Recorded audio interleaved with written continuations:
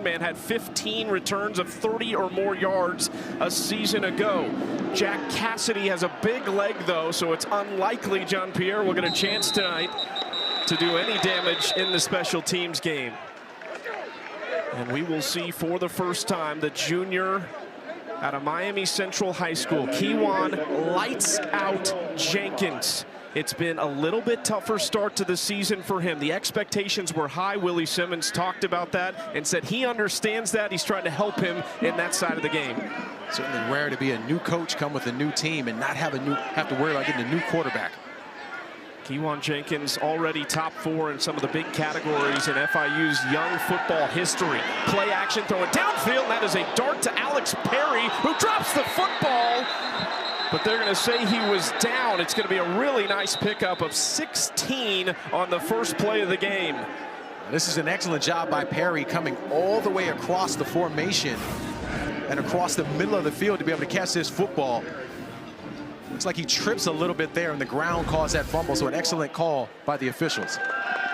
Again, going to the air, down the sideline with a flag on the field, little back shoulder throw, and it's Perry again working against Nazir Ward. They're getting their #1 receiver involved early on. We've just got to see what the penalty flag is back at the line of scrimmage. We'll get the call here, Chucky, but that was an elite pass. My goodness, was that an accurate pass where only Perry could catch it. Offside. Defense, number 21. That penalty is declined. Result of the play, it's first down. The linebacker, Jalen Wester, who is their leading tackler. What a throw, though, by Jenkins. You mentioned throwing the wide receiver open. Look at that ball. It's perfectly placed where only the wide receiver has an opportunity to catch it. Alex Perry leads them in receptions, yards, and a couple receiving touchdowns on the year. They need their #1 to be big tonight against this Western Kentucky pass defense, which is one of the best in the league over the last couple seasons. Jenkins throwing again, downfield, Perry again, and that time tight coverage by Dylan Flowers. Jenkins pass intended for number 24, Corbo. Defensively, the way to slow them down is to make sure that your secondary folks are in position. You got to make sure that you keep guys in position. We have not seen Kejon Owens yet run the football. He's number 5. He'll be right to the right of Jenkins in the backfield. They have leaned on him quite a bit early in this season. Look for him to get some touches here moving forward. Kewan and Kejon in the backfield. Man in motion is McGuire. Anderson hasn't caught a pass in 2 weeks. Jenkins on the keeper is dragged backwards. It's the defensive back, Nazir Ward, who makes the tackle. Heads up play from Ward here to get the quarterback down, but watch Jalen Wester here, number 21. He's the guy who gets there first to try to get the QB down. And then the crew rallies. That's a big stop. Brings up a 3rd down situation. 3rd and 11 after 2 big plays got them all the way down inside the Western Kentucky 25-yard line. The drive in danger of stalling. Low snap to Jenkins, trying to get it out quickly to Owens, who has a little space, but he's cut down around the 20-yard line. And again, it's Nazir Ward. You can tell that for Ward, this is his 3rd year in the program. He's really starting to come into his own where he's playing lights out fast. Excellent job by getting down a really good running back in open space. So the kicker tonight will be Noah Grant, who's done a little bit of the kicking this year already, but Robert Saremcha, who has done more of it, pulled his groin in warm-up. So it's Noah Grant who will have all the kicking duty tonight on kickoffs and field goals. He's 1 for 2 on the season with a 26-yard make. This is from 37, and it's up, and it's good. So a good start for FIU and Noah Grant as they put 3 on from Noah Grant, whose 37-yard field goal moments ago was a career long for him. This is a shorter kickoff and fielded by Flowers at the 5-yard line. Trying to go toward the sideline where he's going to be wrapped up and drugged down near the 23. And that's where we'll see the Hilltoppers for the first time offensively. Led by the graduate student from San Angelo, Texas, by way of Texas Tech, and the last 3 seasons at Abilene Christian, where he threw for over 8,000 yards. He's approaching the 10,000-yard mark on his career, and he joins a long line of really talented quarterbacks that have played here. 1st and 10 at the 23-yard line. It's a 25-year-old quarterback and a true freshman, Marvis Parrish, in the backfield with him. Play action pass. McIver steps up, pocket collapsing, but delivers it downfield to Matthew Henry. And Henry toward the sideline, where he's tripped up inside the 35. And it's big plays galore for these 2 offenses. Now for FIU, they got Brian Blades back, number 2 at corner. He's the one who's covering Henry right now. He slips a little bit on the way in and slips at the end of the route. You have to wonder if he's fully healthy, as he was out last week with an injury. They're testing him early. They give it to Hutchinson, one of the wide receivers. Trying to get outside and cuts it upfield toward the 25. A pickup of about 6 yards on 1st down, dragged down by Blades and Cheney. It's a big-time pickup on 1st down because it opens up the playbook on 2nd down after you pick up those big yards on 1st down. Katie Hutchinson, they will move number 2 all across the formation, so don't be surprised to see him to move around. 2nd and 4. McIver throwing outside, incomplete pass to set up 3rd down. And big news for FIU tonight. Brian Blades and Shamir Sterling return. They both missed last week. Blades has missed the last 2 games, but that's been part of their issue the last couple weeks, pass defense. Yeah, especially in the deep balls as well. So they're excited to get Blades back, as well as Sterling. 2 critical pieces to them defensively.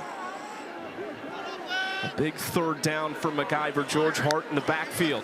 They're going to run it behind Hart. McIver on the keeper. Cuts upfield, and he's got a 1st down. Spun around near the 12-yard line, but a big pickup for McIver. We talked all about the arm, but he's got some pretty good speed, too. Well, I'm also impressed with the line play. Watch Kirsten Upchurch here, number 74, the right tackle. He pulls from his position and gets outside. Makes a key block to get McIver upfield. You mentioned it. He's got some wheels there. A little bit unassuming as a runner. He certainly will take advantage of the defense if he can. This is the #1 red zone offense in Conference USA and top 40 in the nation. McIver to one of his tight ends, Noah Myers, who gets to the 10-yard line. Short pickup on 1st down. Johnny Cheney, who came over from Colorado, played 3 years for Willie Simmons at FAMU before that. He really pops on film. I love what Cheney does. He's really good in space, as you see there, able to get runners down by himself. That's a key skill for a linebacker.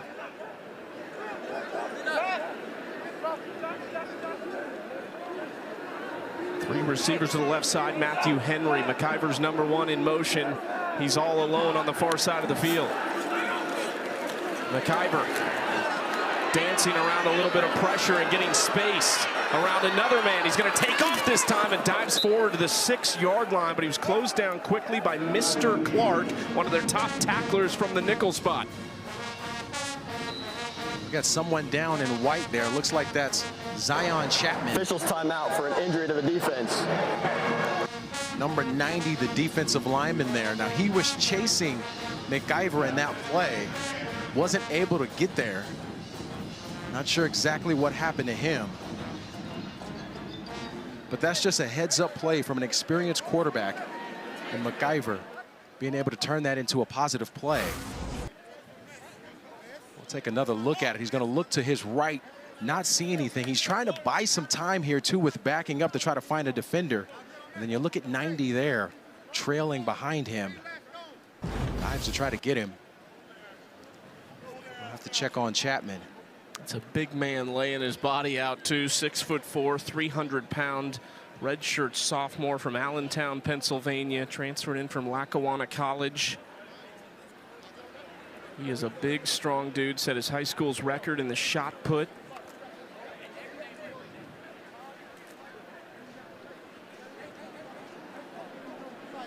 And we watched that film last week, Chucky, against UConn. Chapman made a lot of plays there. It's good to see him up, walking off on his own strength.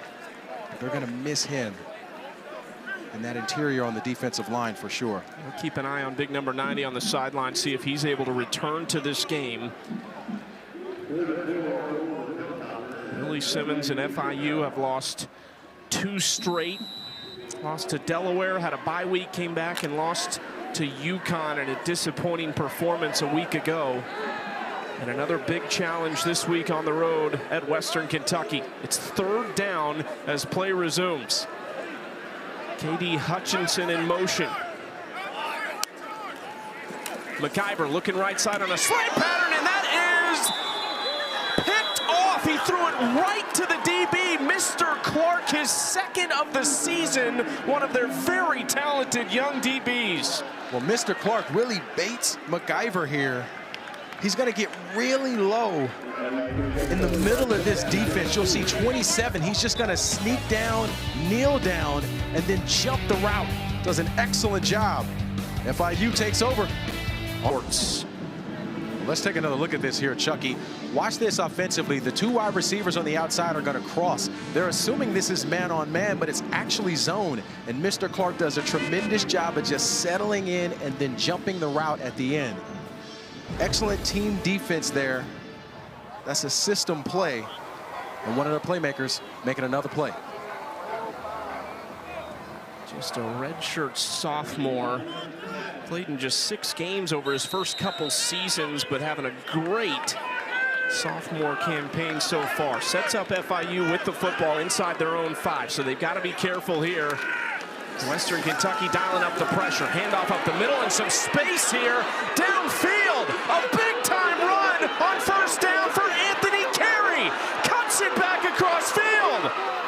And finally tripped up and dragged down at the 14. It's actually Keyshawn Owens, the Miami native, on the carry. Chucky, we were wondering when he was going to get the football, but for Western Kentucky, they blitzed the linebacker, Brackenridge. Watch number 3. He's going to be in the middle.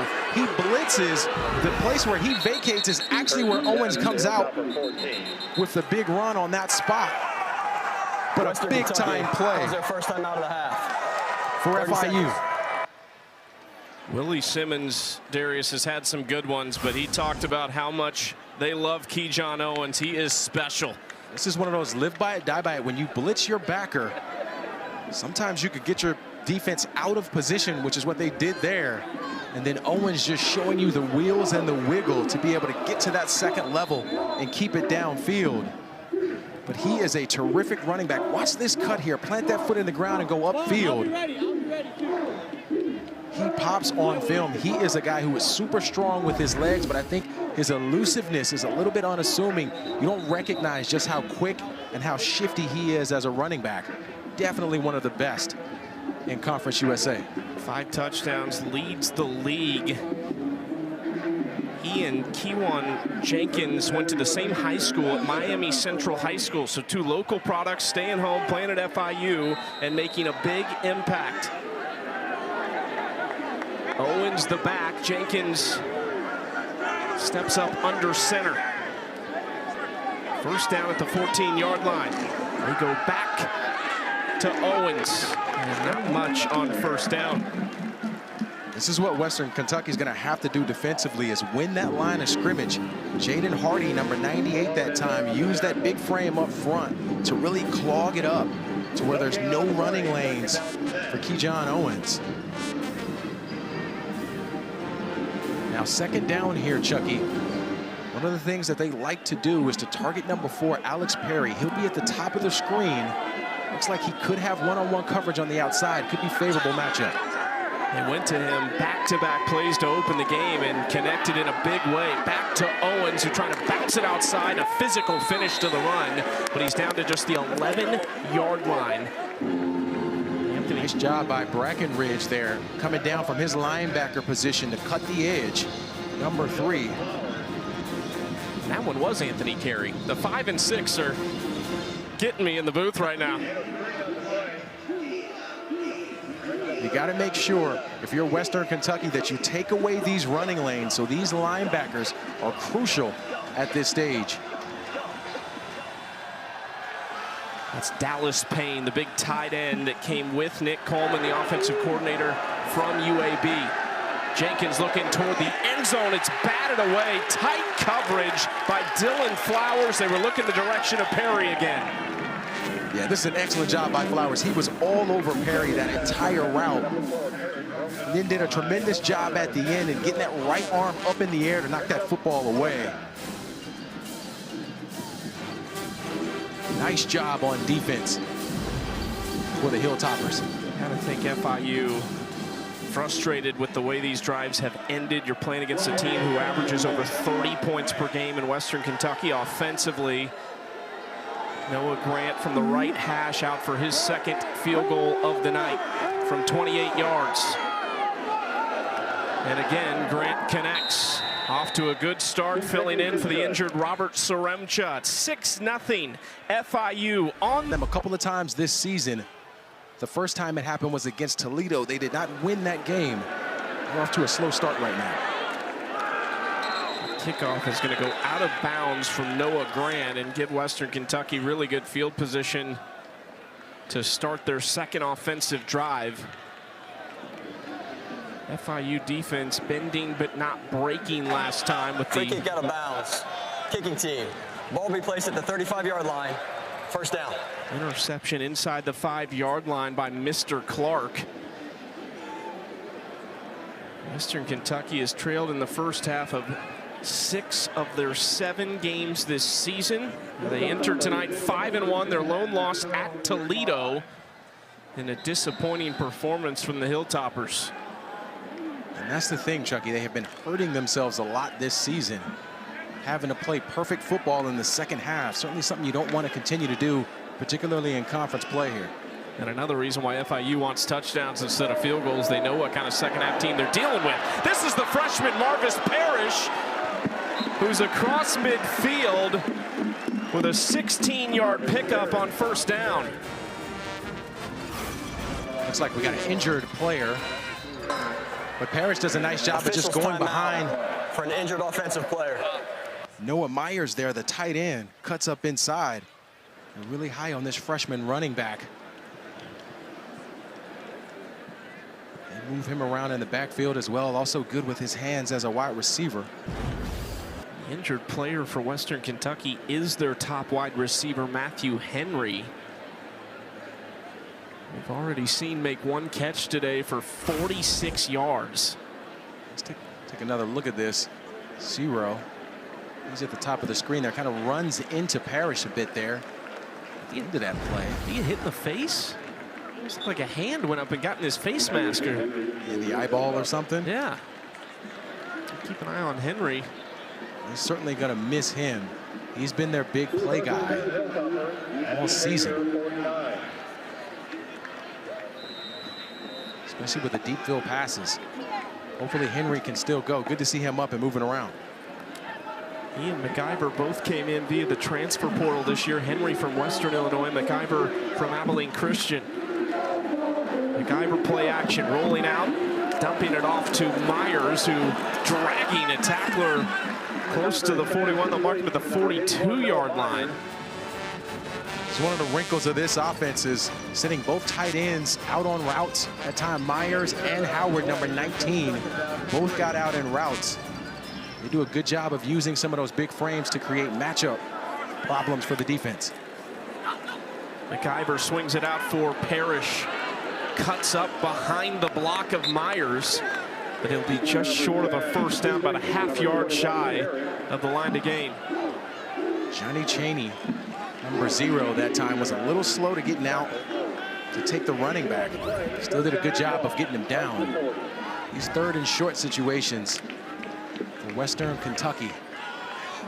They put the big body back in. It's a toss play to Lavelle Wright, the 222-pounder, showing the speed, getting to the edge. And he's knocked out at the 31, but they get plenty to move the chains. It's an excellent call by Rick Bowie to put in Lavelle Wright, number 11. Put the big back in short yardage situations. The defense is assuming it'll be a run up the middle to pick up the first down. They bait him with the pitch. Excellent job in execution. They have really spread the opportunities in that backfield. 3 players with at least 35 carries coming into the night. Handoff to Parrish this time. A lot of daylight outside as he runs into the chest of the tackler and gets to the 16-yard line. Shamir Sterling was there or else Parrish would have jogged in. Watch Jermaine Carter here, the defensive tackle number 99. He's completely inside, just misses on the outside. Does not hold his containment there. Parrish able to pick up some big yards on the outside. You got to be able to follow your role. That's one of the things the coaches told us, that they need to be able to make sure that guys are functioning in their own roles. It's the direct snap to Wright. They like to get Lavelle Wright the ball in that type of situation. A little bit slow. The snap was kind of high. Johnny Chaney makes the snap, makes the tackle. And that's the thing here with some of these. You bring in a guy for a wildcat, just not used to the action all of the time. Luckily, that could have been a lot worse than just losing a couple of yards. Wright stays in the backfield. It's going to set up 2nd and 12.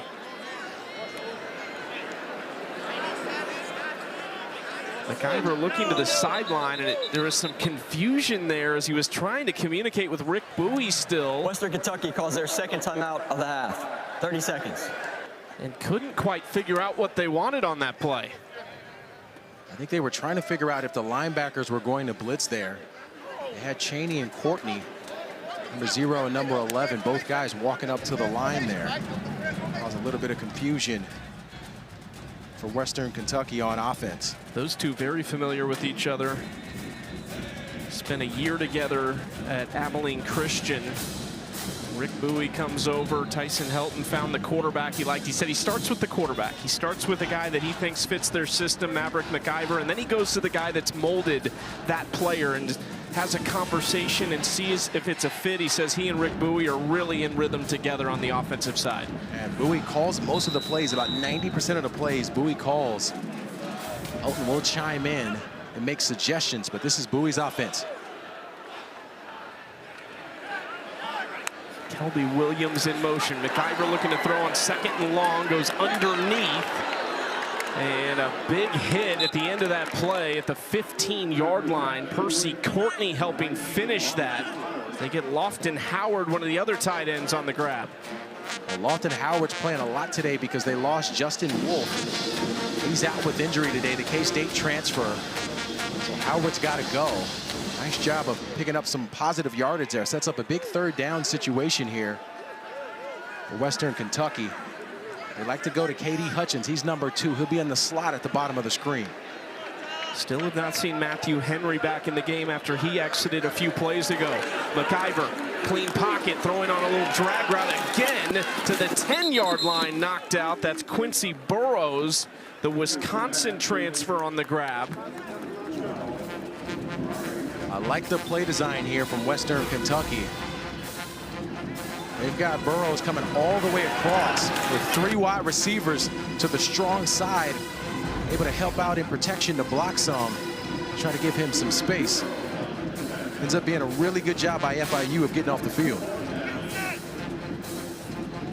So Chucky, we're seeing both teams really struggle to get touchdowns in the red zone so far here tonight. John Cannon on from the left hash to try and put Western Kentucky on the board, and he does successfully. Neither team able to find the end zone to this point, but Western Kentucky cuts the lead in half on their 2nd offensive possession.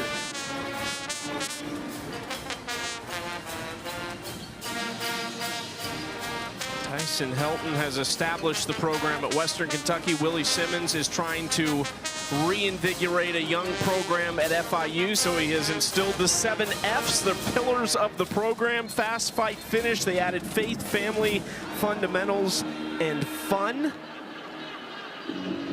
That was one of the things that really stuck out in our conversation with him to me, is those new pillars of faith, family, fundamentals, and fun. Really trying to make sure that in this world of college football that can feel so transactional right now, Chucky, just to remember why you're doing it, why you're playing, and connecting with your brothers. Such an inspiring message from Willie Simmons. Was now wearing 41. Jack Cassidy Now on wearing 41. to kick it away for Western Kentucky. Saquon Jean-Pierre deep to return. And might get a chance here if he wants it from the 5, and he does. Comes Jean-Pierre, big-time return man for FIU. Cuts it upfield and is being spun around. He's finally tackled at the 39, but that is a dangerous return man to give an opportunity to. Sets the Panthers up with good field position. He is a dynamic return guy with the ball in his hands. You see the lanes get mixed up here for Western Kentucky. Got guys coming inside, getting out of their lane. That exposure opens up some room to the outside for a positive pickup. We've already had 268 combined yards in this quarter, and we have not seen a touchdown to this point. Both these defenses bending but not breaking at this moment. Play action pass. Jenkins looking deep, throwing a little bit shorter over the middle, beyond the reach of his intended target, Jackson Verdugo. Thought he had Tyson Carter there, number 13, streaking up the middle of the field. You see him in white there. Just not able to see him from Jenkins' vantage point. Did not get there. That might be a missed opportunity that we'll look back on in this series, depending upon how it shakes out. 3 of 6 for 56 yards, so his completions, 2 of them have been big ones. They are without Kyle McNeil, one of their top receivers tonight. Handoff to Carey, who is hit in the backfield and dropped. Miller Malone, one of the linebackers, coming downhill. He played lights out last week, Malone did. It was an excellent job of tackling in space there, getting it back down. Came up inside to set up this 3rd down situation. Now, one of the guys we haven't seen for FIU is number 84, McGuire Anderson. He's the 3rd guy towards the bottom of the screen. Number 84. Second most yards on the team, but hasn't caught a pass in 2 weeks. Jenkins in trouble. Here he is using the legs. You talked about it. Floats it downfield. What a play by Jenkins, finding Alex Perry to keep the drive alive. Just a tremendous heads-up play from Jenkins here. He had color in his face in a hurry. Quick pass outside for Fournette. Has a blocker, and Fournette trips ahead to the 20. He didn't even get the chain set before that play. So tough, Chucky, for a defense when you feel like you got the guy. We see Howard there. He had him, had his arms around him, unable to get him down. Jenkins showing you that athleticism and keeping those eyes downfield with an incredibly accurate pass to Alex Perry. Perry came over from Hawaii, spent 3 years there. Illegal substitution. Defense had 12 players on the field. 5-yard penalty from the previous spot. Repeat 1st down. This is just an incredible job from Nick Coleman, the offensive coordinator, keeping his foot on the gas there after the big play, getting him up to snap the football. Too many guys on the field for Western Kentucky. 3 grabs, 86 yards for Alex Perry. He is their leading receiver, but only 194 yards entering the night. 1st and 5 at the 21.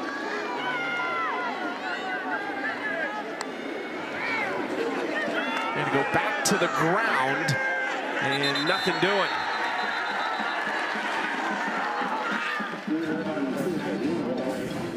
Jakeem Fletcher, who was all over it last week for Western Kentucky, makes his first stop of the night.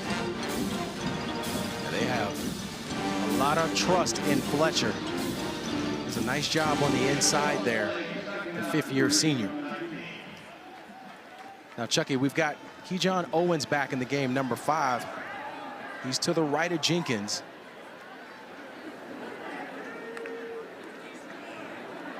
Play action pass to Owens, throwing short. He was looking for Payne. Incomplete. Malone was tracking him from behind. That is a late flag coming on. There's the flag on the play.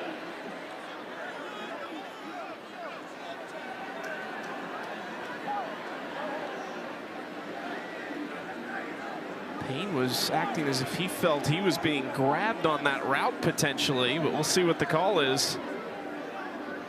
This is going to go against FIU.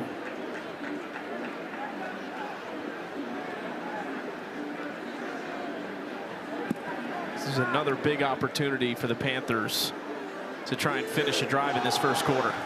An eligible receiver downfield. Offense, number 78. 5-yard penalty from the previous spot. Repeat, second down. Left tackle Jaleel Davis, the transfer from NC State, called for that. Let's take a look here at Payne. It's the end of this route. Felt like he was hailed maybe a little bit before that. Hard to see from that vantage point there.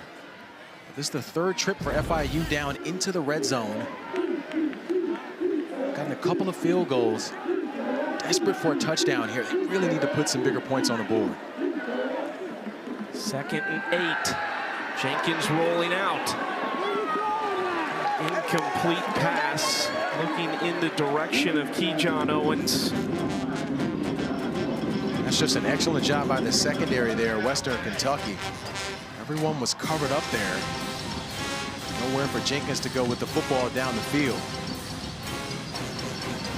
One of the surprising things, Chucky, is not handing the football off to Keyshawn Owens more. We just haven't seen it a whole lot outside of that one big run that he had. He has 2 carries. They got to feature number 5. 3rd and 8.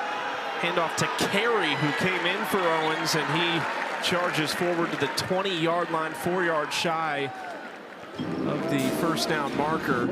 And another field goal opportunity, the tackle from Karan Hayward. And if you're Willie Simmons here, you really got to be frustrated with your offense. Not being able to put up touchdowns in the red zone. We know how prolific the Hilltoppers are on offense and how they can put up points in a hurry, especially in the second half.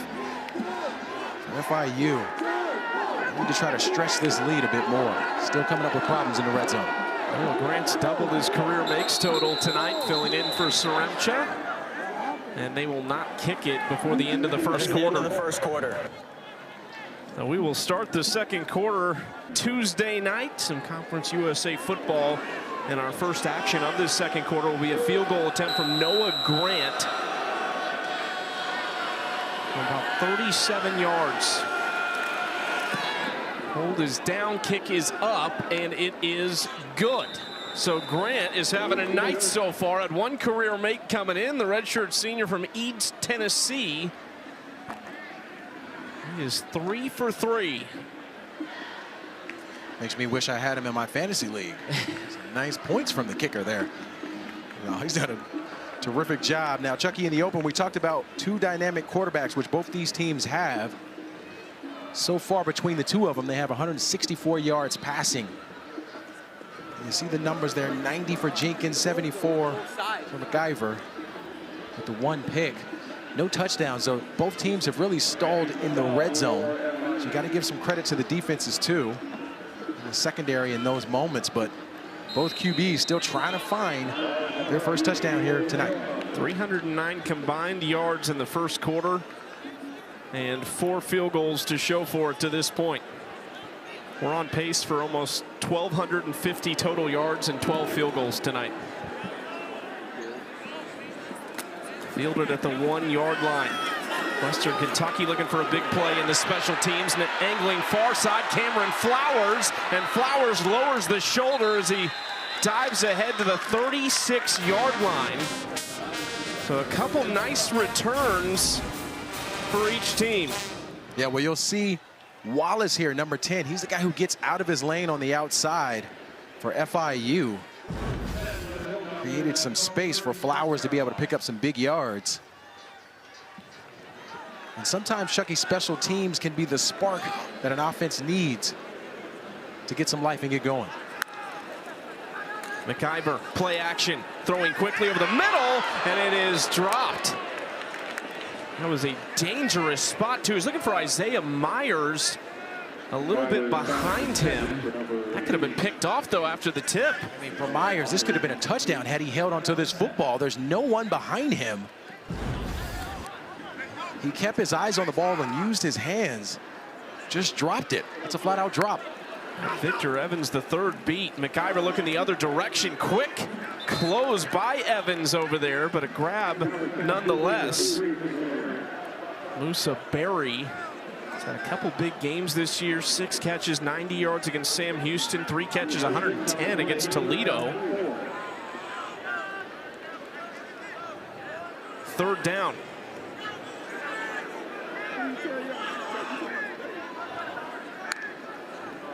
McIver, clean pocket, throwing, incomplete. Mr. Clark off to a great start in the secondary for FIU tonight. Showing you why they're so high on him, the 6 foot, 185 redshirt sophomore. He already has a pick in this game, but watch him break on this football and get that left arm in to knock the football down. He is dynamic and incredibly athletic. Gifted defender. He's one of the best punters in the country. Cole Maynard averages over 50 yards per punt, the only punter in the country that does so. Great hang time on this kick that is fair caught at the 11-yard line. Job done by Maynard to set up a long field for Kewan Jenkins and FIU. So Chucky, we talked a little bit about this towards the end of the first quarter for FIU offensively. Committing to running the football. There's one thing I want to see from them offensively right now is keeping this football on the ground. They've got the lead. They've got the momentum, and they have one of the best backs in the conference. You got to figure out how to lean on Owens and give him opportunities. Also make sure that you keep the Hilltoppers off the field on offense. They have an opportunity here to really stretch this lead, but also eat up some clock. From a matchup perspective, that's where they have an advantage. FIU second in the conference in rush yards per game. Western Kentucky ranks 9th against the run defensively. They will go to Owens here, who breaks some tackles and has a nice run on 1st down for about 6 yards. This is exactly what you want to do if you're FIU on offense. Keep it on the ground. You see Owens with the run up the middle here. Nice job navigating traffic, keeping those legs churning. He's tough to bring down as well, in addition to the speed. Really a complete back. 210 pounds, can really run.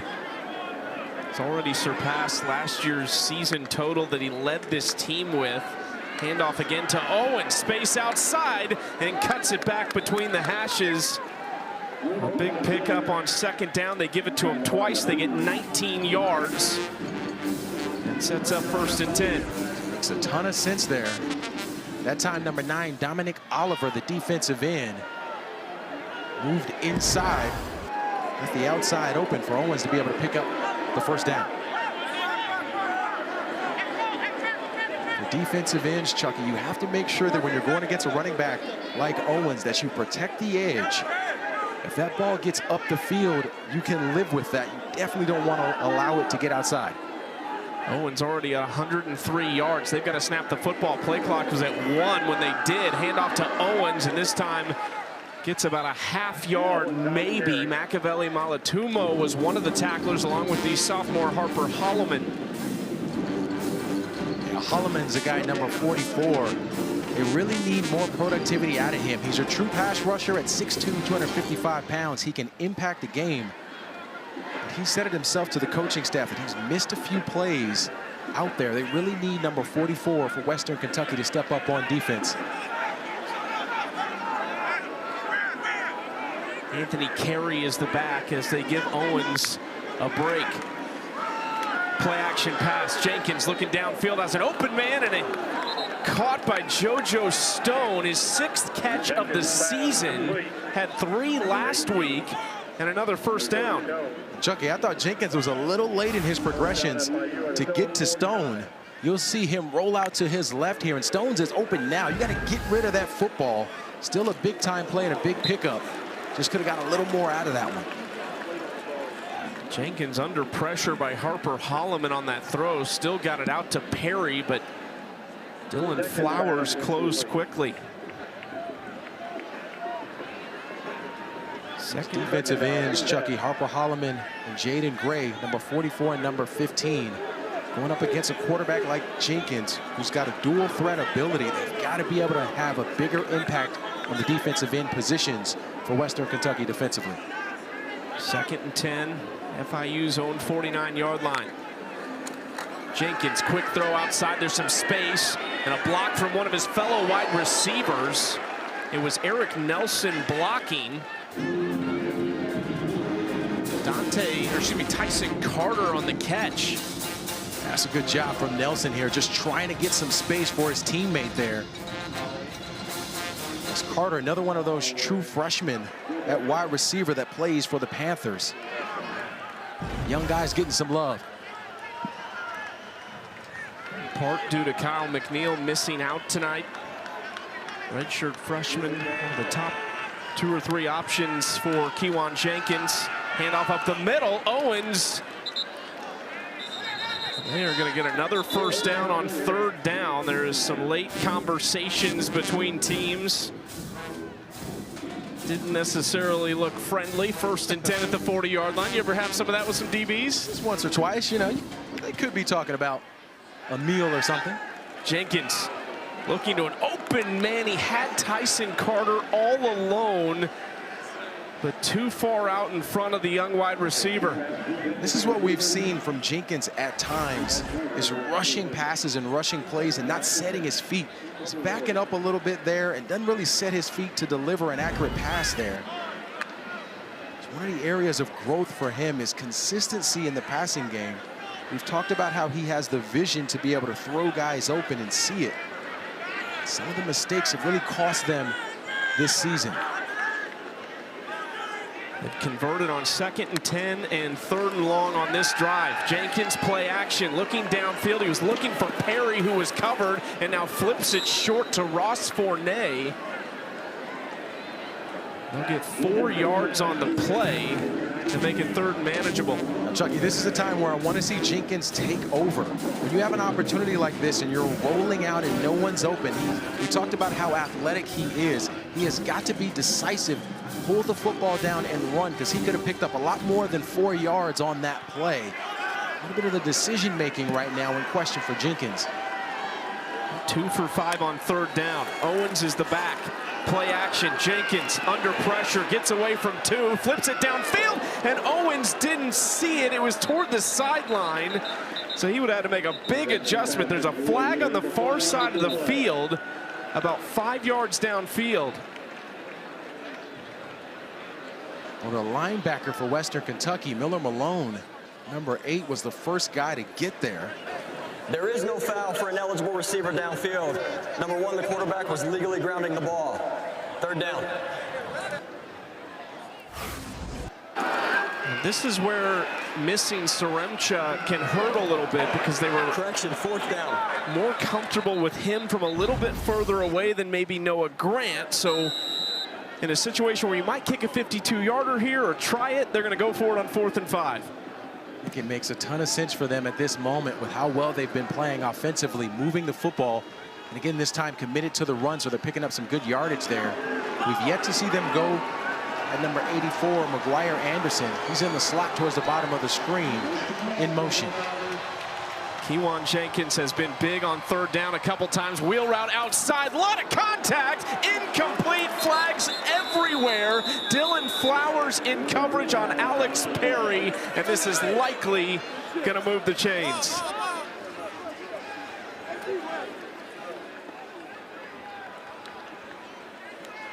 They have made a concerted effort to get their number 1 receiver, Alex Perry, the football tonight. Pass interference. Defense, number 10. 15-yard penalty. An automatic 1st down. Chucky, honestly, I think this is a heads-up play by Flowers here, because he was beat on this play. If he doesn't grab, this is a touchdown. You see him towards the end of that, just had to almost tackle Alex Perry there at the end of this. But that's a heads-up play. While it might not look great, and you hate to have an interference, but you'd rather an interference than a touchdown. The 22nd time Western Kentucky's given up a 1st down by penalty. That is the most in the FBS. They go to the ground with Owens on 1st down and get a few. Well, this is what could decide the game. Can FIU start converting some of these drives into touchdowns? Without a doubt, and then continuing to run the football.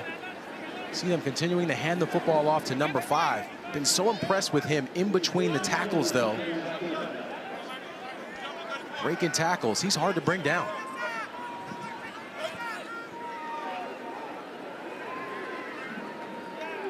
Second and 7 in the red zone.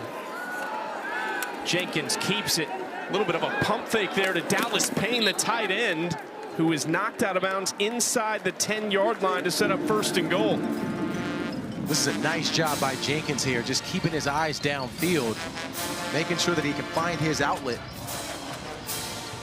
Dallas Payne. Now, Dallas is a guy at 6'4", 250. Really creates a matchup problems for a lot of defenders. If he's going up against a smaller secondary guy, he can body him. They need more productivity out of 0. Handoff just to the 8-yard line on 1st down. Western Kentucky does a nice job to bottle up the run. John Owens has had some big ones in this game. You see, Adrian Cole that time came down from his safety position and made a big-time play. Defensively. Redshirt freshman from St. Augustine, Florida, Devontae Lyons is in the backfield. They like to use him as a wide receiver, so don't be surprised to see 20 en route. They will fake the handoff, throwing end zone, caught, touchdown. Jackson Verdugo, his first touchdown grab of his career, the freshman from College Station, Texas.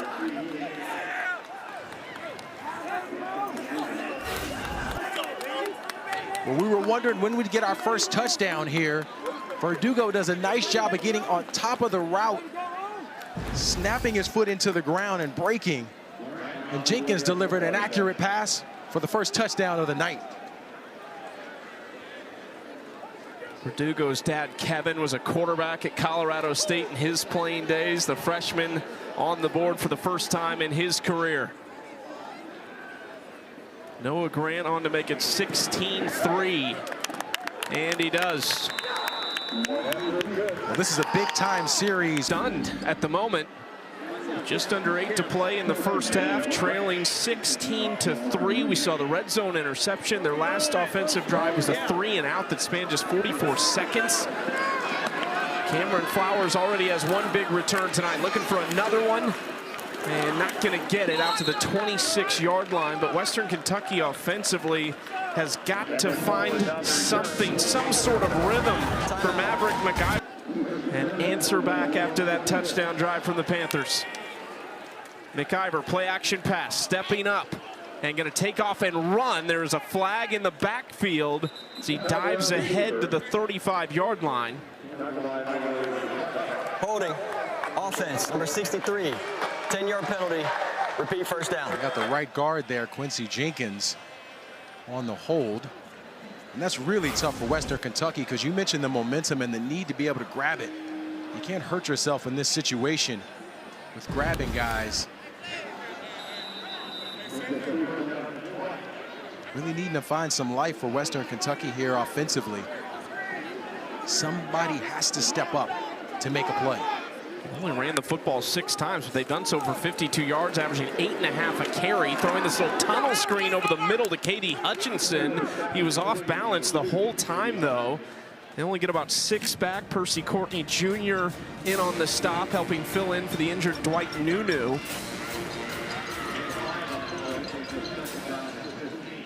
One of the things that worked well in the first quarter for Western Kentucky was stretching the field in the passing game.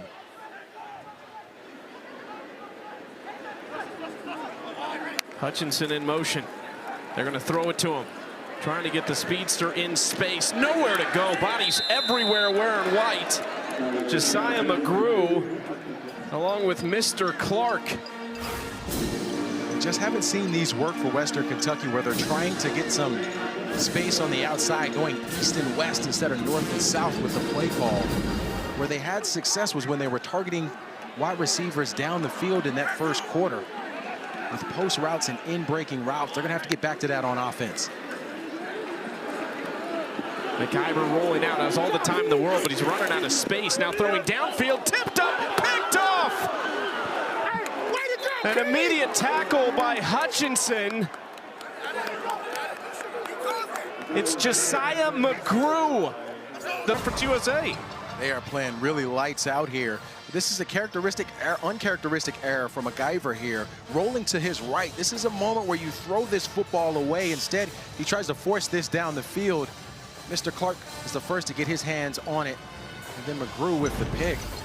But just something we're not used to seeing from MacIver, forcing the football and having poor decision-making in high-pressure moments.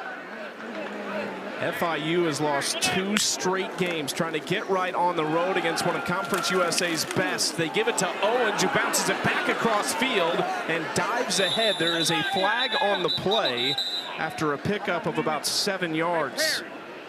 Chucky, I can't stress just how strong of a runner Keyshawn Owens is. We'll see what the call is here. They're pointing to the Hilltopper side.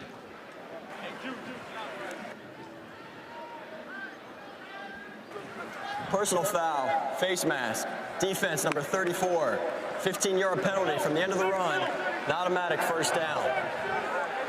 They got Juwan Howard there, number 34, at the end of this play. But watch this strength to be able to be hit by a big guy and just bounce off. The balance there is incredible. And then at the end of the play here, got that face mask there from Hayward. But that's doing a lot of legs, Chucky, in the weight room, a lot of squats, stuff coming into play.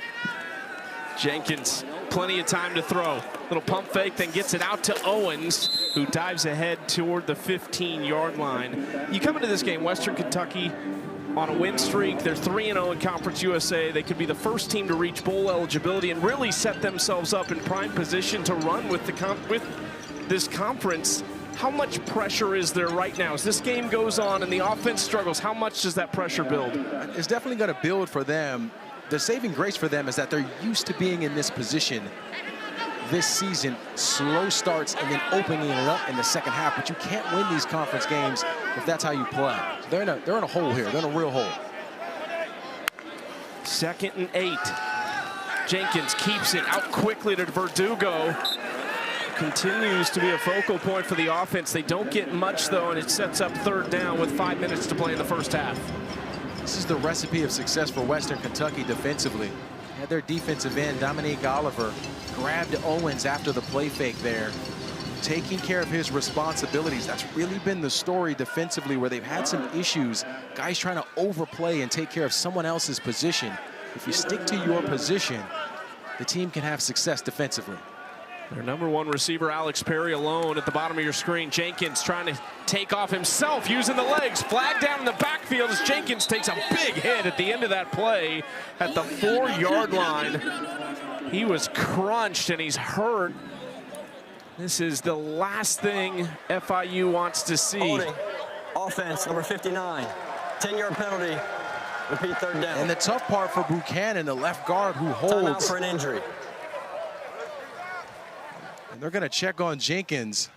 But watch Buchanan here, 59. There's just no need to grab the defender. So this is one of those moments where the redshirt sophomore, still a young player, see him grab the jersey there. Jenkins would have been able to get outside anyway. This is a classic case here of where maybe Jenkins should have gone out of bounds to help give himself away. Gets crunched in between 2 different defenders there. You could hear that hit up in the press box. He has been excellent tonight, a 3-year starter. How often do you say that in college football? Not just a 3-year starter at quarterback as a junior, but also a guy who's been at the same place for 3 years. Uncommon for sure. That's one of the things that Willie Simmons talked about. He and Nick Cole, the offensive coordinator, talked about getting to a new program and not having to find a quarterback. It's rare, it's uncommon. Most of the times when new staff come in, they've got to figure out who's going to be the signal caller. So that was a luxury for Willie Simmons and company to be able to inherit Keon Jenkins. You hate to see a guy down and injured just trying to play football there.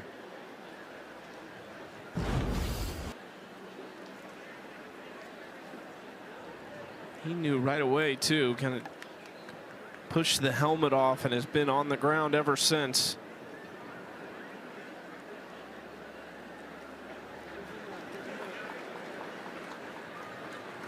This is one to keep a very close eye on. as this game proceeds late in the first half.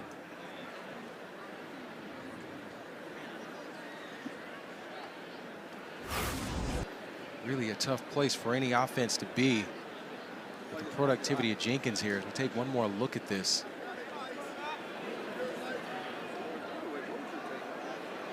It's a big time play from Elin Jones there, the defensive end, number 50. Good to see Jenkins up and walking off under his own power. So we'll keep an eye on number 1 on the sideline as they try to close out this drive with points. This is Joe Pazanski, who actually entered last week late in the third quarter when Jenkins was struggling at UConn, played the remainder of that game. This is what he's done on the season so far in somewhat limited action through both of those interceptions last week. He was 7 for 12 with 100 yards and 2 picks and enters on 3rd and 18. Tough place for any backup quarterback to be thrust into the game. Saving grace for Pazanski, though, is he's a 5th-year senior, so he's an experienced guy. Carry the back. Pazanski gets out of the pocket. This is going to be another flag against this offensive line as Pazanski takes off, and he has the first down, but it's going to come back for a penalty. I'm not sure what's happening on this offensive line. Offense, number 55. 10-yard penalty. Repeat, 3rd down. This series, they got Daniel Michel here, number 55, the right tackle. He'll be to the right of the screen here. Watch him. He's just going to hug the guy and throw him down, jump on top of him. Just unnecessary penalties from this offensive line right now. And you got quarterbacks trying to make plays with their legs and extend the play. The offensive line just hurting them. What a play by Pazanski on his opening play in the game, but now 3rd and forever. The line to gain is the 7. They're at the 34-yard line. This is a blown play. Pazanski takes off and dives forward. There's a miscommunication with his running back, Anthony Carey. And now decision time here as far as do they want to go for the long field goal or punt this away. You see the miscue there. Pazanski and Carey. He thought he was going to be able to hand the football off. But you have to remember, he just got thrown into this game after the injury to Jenkins. So he's coming in cold.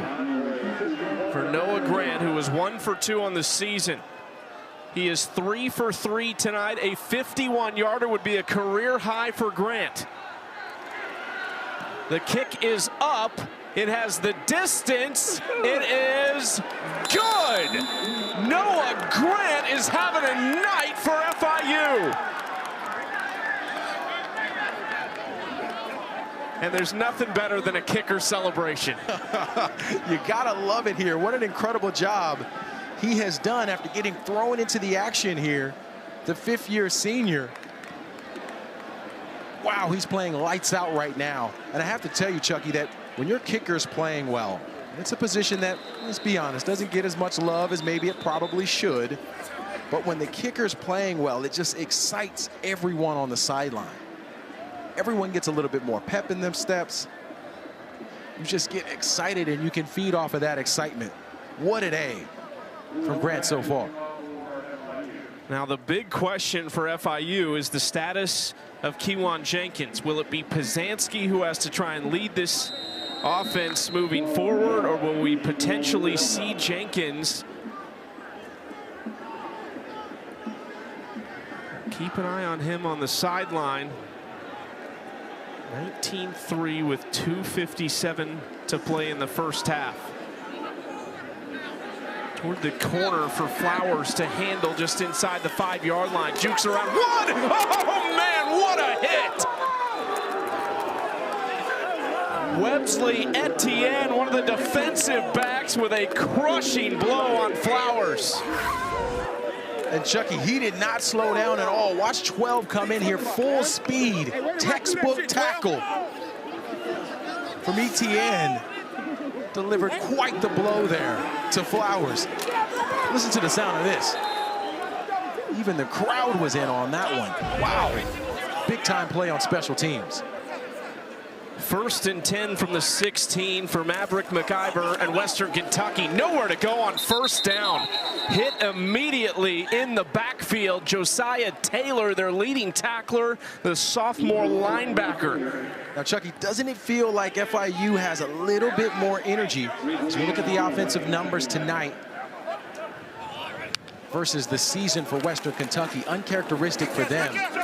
But, Chucky, right now, it just feels like, as Burrows makes the catch there, it just feels like FIU has got way more energy. And I have to go back to the kicker. When the kicker makes his plays and is excited, it's infectious. Western Kentucky, an offense, obviously, that likes to go quickly. The problem is you don't start converting a little bit. You could give FIU the ball back with plenty of time as we approach the 2-minute timeout. The Hilltoppers will snap it one more time. Pressure, little shovel pass, and it's eaten up. It looked good from the start, but Johnny Chaney saw it. He's just a heads-up play from him. That's certainly positive news for FIU, getting their signal caller back. Maynard on to boot this away. Not the biggest we've seen from one of the best in the country, but just get a nice bounce that's going to roll all the way down inside the 25, where FIU will get the football with plenty of time and 3 timeouts. Well, now, what's interesting here, Chucky, it looks like Poznanski might still be the guy at 16. We'll see who comes out at quarterback. Start your weekend in Coral Gables. Game 1 of our ESPN Friday Night College Football doubleheader. 7 Eastern, Carson Beck and number 2 Miami taking on Miller Moss, and 4-1 Louisville in a big ACC conference matchup. You can also watch it on the all-new ESPN app. It is Poznanski at quarterback. 1st and 10 from their own 24-yard line. Poznanski on the handoff. And a fight for just about 3 or 4 yards on that 1st down carry from Devontae Lyons, tackled by Fletcher. Chucky, the question always when your 2nd-string quarterback comes in is how does the offense change? Well, Poznanski not as elusive as a runner, more of a pocket passer. Poznanski gonna try to run it on this one and nowhere to go. Hit in the backfield, he falls forward. Dominic Oliver, the defensive end, gets to him to set up 3rd down, and we're gonna have a timeout on the field. Western Kentucky calls their 3rd and final timeout of the half. 30 seconds. Please set the game clock to 1 minute, 9 seconds. 1:09 on the game clock, please. Now, sometimes, Chucky, for offensive coordinator Nick Coleman here, for FIU, sometimes there's a tendency to want to continue to call the game the same way you did. When you have a change at quarterback and that position's so vital, the goal really is to play to a guy's strength. I'm not exactly sure that that's what the right play call for Poznanski in this moment. They are high on him. He's an Ivy League guy. He was at Holy Cross a year ago. He's a 5th-year senior. They told us without a doubt he will likely be a future coach in this league. He's that smart, but you got to put him in positions to be successful the rest of the way. Had some big drives in this 1st half. They've thrown the ball downfield with Kewan Jenkins. We'll see what they do here on 3rd and 7. Do they just hand this ball off and let the clock run, or do they try to convert and keep the drive alive? They will throw the football. Poznanski throwing across the middle to his tight end, Payne. Stiff arm, and Payne is across the 35. He's got a 1st down and a great play from Dallas Payne, the UAB transfer. What an incredible job for Poznanski here to just hang in there. He didn't get rattled, didn't get flustered, didn't try to force anything. He just allowed the play to happen. You see there's no color in his face, so no real reason to get antsy with the football. That's a mature play from the quarterback. 1 minute and 2 seconds left in the 1st half. Still 3 timeouts for the Panthers. Poznanski under pressure, throwing the deep ball into double coverage, but he overthrows it, and probably a good thing as Ross Fournay had a couple bodies back there. Ali and Jalen Lewis in coverage. He was double covered in the back of that defense there. It's a nice job, though, by Lyons. Number 20, the redshirt freshman, and blocking on the edge. Try to give Poznanski a bit more time. guy who's been making a lot of noise for FIU offensively at the receiver position is Alex Perry, number 4. He's got 86 yards. He's at the bottom of the screen. 2nd and 10. Pazanski flushed out of the pocket, trying to use his legs this time, and hit just beyond the line of scrimmage. 2 flags in the backfield, likely moving backwards. We're going to get Michelle again here, number 55, the right tackle. Holding. Offense, number 55. 10-yard penalty. Repeat 2nd down. So watch for Michelle here. He's winning this battle. The problem is at the end of this play. So he's good with his hands. Nice job. There's just no reason to take the guy down. There's no reason to do that. You can just let him go, understanding the situation and where your quarterback is. So he's blocking well. It's just the end of these plays where he's hurting himself and this offense. 3rd holding penalty in the last couple drives for FIU. Pazanski throwing a little tunnel screen to McGuire Anderson. First catch in 2 weeks, and Anderson tripped up at the 35, a yard shy of the original line of scrimmage. Tackled by Flowers. Defensive pass complete number 84. McGuire Anderson. FIU calls their first time out of the half. 30 seconds. And I like the call here from Willie Simmons and company to try to slow this game down a little bit. Make sure they have the right play on this important 3rd down. It's vital that they keep the football out of Western Kentucky's hands on offense to close out this 2nd quarter. But I've been impressed so far with Joe Pazanski. Hadn't been asked to do a whole lot yet. Just his first series after a couple of plays on the last one. But he's been pretty poised, taking what the defense has given him so far. We've just been told Kewan Jenkins is questionable to return to this game. His back, kind of ribs type of injury he's dealing with. He's on the sideline, still very involved in what's going on. We'll see, though, if we will get a glimpse of him in the 2nd half. It's 3rd and 11 at FIU's 35-yard line.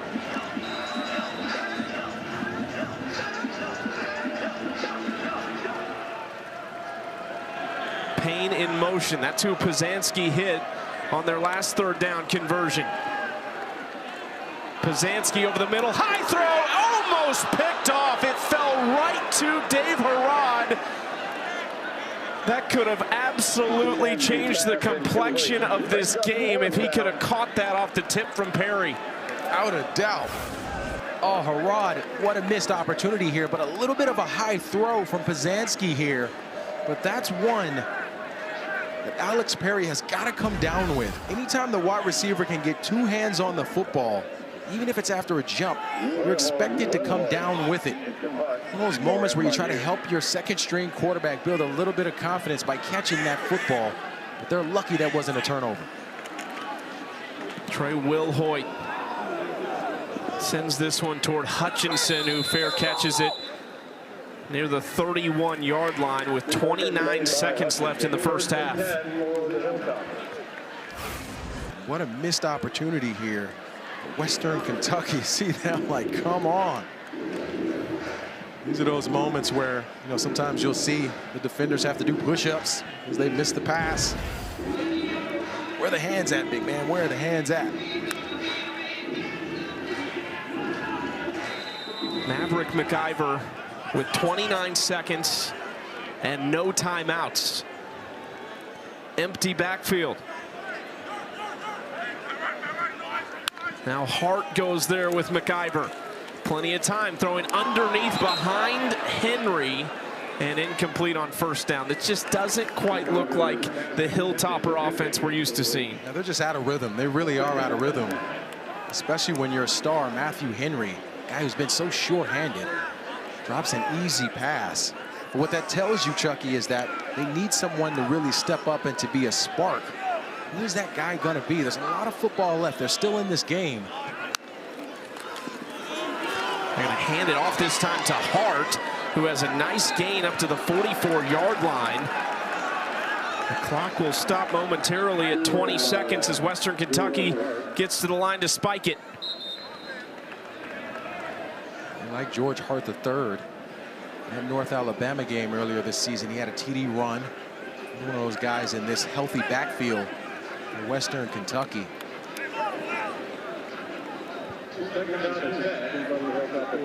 Looking for the 35-yard line for a potential field goal attempt, but just 18 seconds and no timeouts.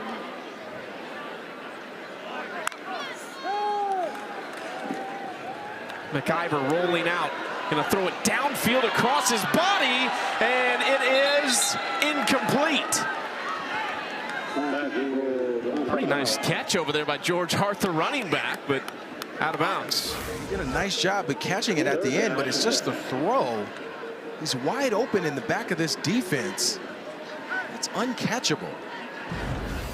Again, for Maverick McGuire, he's just been such a surefire quarterback with his decision-making and his accuracy. He has struggled in this second quarter.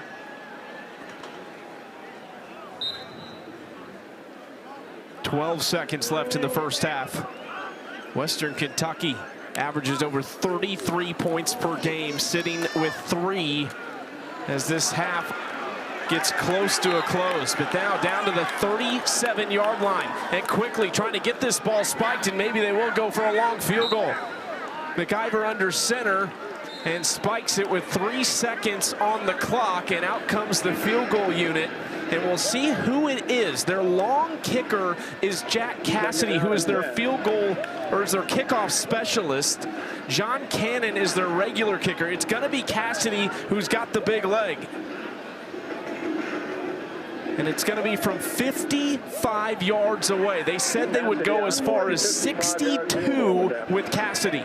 Chucky, you have to remember, they get the ball coming out at halftime. This would be huge for momentum. From the right hash. Snap is there, hold is down, kick is up, plenty of leg. That is mashed by Cassidy. Some much needed momentum. Their second conference tilt of the season, so a lot of football left to be played for the Panthers, and meaningful football, as this is going to be fair caught by Flowers to set up Western Kentucky's first offensive drive of the second half, trying to build off what was a massive 55-yard make by Jack Cassidy at the end of the first half. FIU has never trailed in this game. One of the big stories for the Panthers, the kicking game. Ceremcha, their starting kicker, pulled a groin in warm-ups. Noah Grant is 4 for 4 tonight, and he's hit a 51-yarder. Yeah, the kicking game and special teams really being on point here today for both sides. McIver hands it off to Parrish, who bounces it outside. And Parrish has a nice pickup on first down. Did not see a ton of the Western Kentucky running game in that first half, but they averaged 8 yards a carry when they did run it. That's one of the things they're going to have to do, is to establish this running game, to open things up a little bit in the passing game for McIver. Parrish is a guy they lean on in between the tackles, too. They need to feature some tailbacks in the second half. 2nd and 5, throwing the ball. They do have a first down to the top target, Matthew Henry, who charges forward across the 40, tackled by Mr. Clark. Better start for the Hilltoppers here in the second half. Again, predicated on being able to run the football. When you can run, it opens up everything else offensively. Again, trying to bounce it outside. Parrish diving forward. He's going to get 2 yards on first down. Is it tough for an old running back to hear only 8 carries in the first half, averaging 8 yards per carry? I think a tear or two might come out of, you know, running back's eyes there. Wanting a little bit more love, for sure. I feel like you'd have spoken up on the Notre Dame sideline if you were averaging 8 a carry. And tap Charlie Weiss on the shoulder there. Hey, coach, don't forget about it. Noah Myers in motion, the tight end. They're going to go into the flats to Parrish, who somehow stays in bounds. Incredible balance by Marvis Parrish, the true freshman running back. It's something about those Georgia running backs. And I tell you, that was just an incredible job, though, by him. Johnny Chaney, number 0, had him dead to rights there. Unable to wrap up there. A little bit of a technique problem for Chaney. He's usually sure tackler. He's usually a sure tackler, but nice job by Parrish there. Picking up some positive yardage to set up a 3rd and manageable. Parrish out of Valdosta, Georgia, making a huge impact as a true freshman in this offense. He'll take a break KD Hutchinson in motion, going that direction, but beyond the reach of Hutchinson on 3rd and 3 near midfield, and the first decision of the second half coming here for the Hilltoppers as they send the punt unit on. That's a tough one for MacIver there, because they were building a little bit of something there with the running game and then sprinkling in some passes. He had Hutchinson there, just another missed throw from Maverick MacIver. Really frustrating for an offense that's been productive from a yards perspective, just unable to get consistency. Old Maynard, high spiraling kick is into the end zone for a touchback.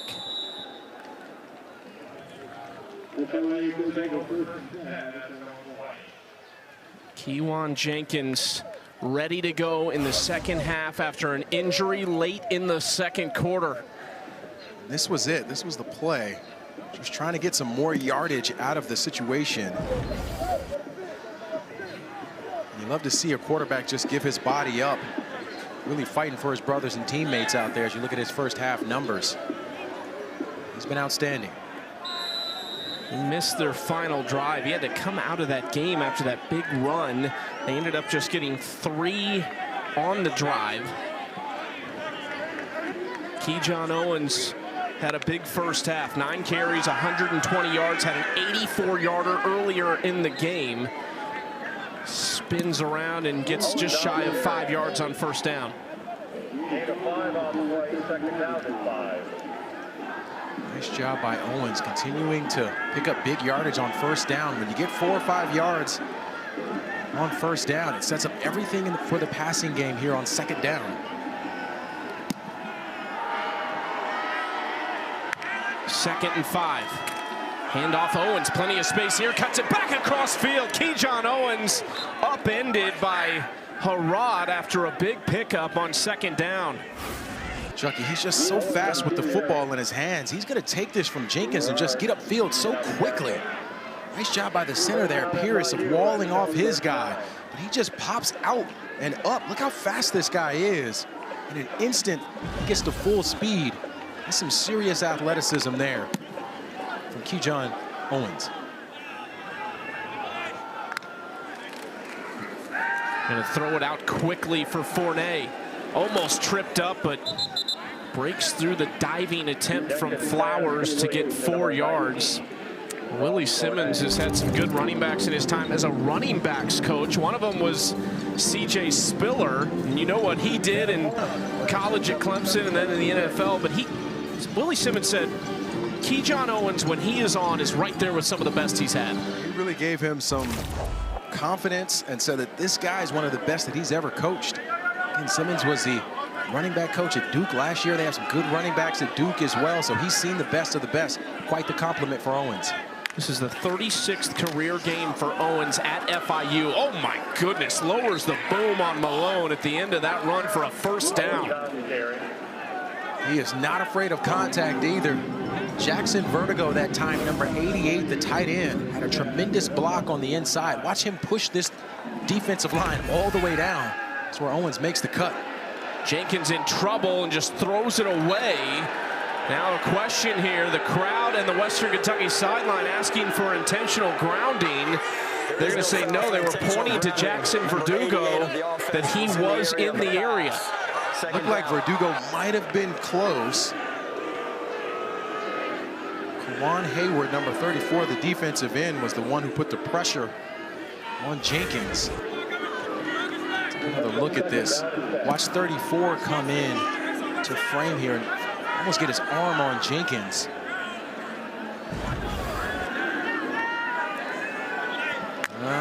They might have got away with one there.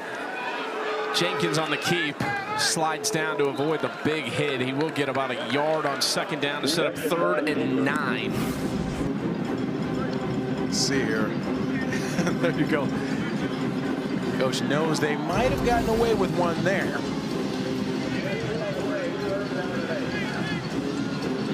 Western Kentucky has played in close games, especially recently. Beat Missouri State by 5, beat Delaware in thrilling fashion by 3. 3rd and 8, they're going to hand it off here and go nowhere. Miller Malone made the stop to bring up 4th down. This is what's going to happen for Western Kentucky defensively. These linebackers, Miller Malone, Anthony Brackenridge, they're going to have to be able to come up and make plays on a dynamic running back. They're going to have their hands full the rest of the half, but a nice job getting off the field for Western Kentucky.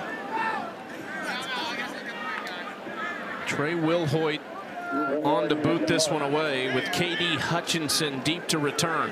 Hutchinson deep for WKU. Wilhoit taking his time.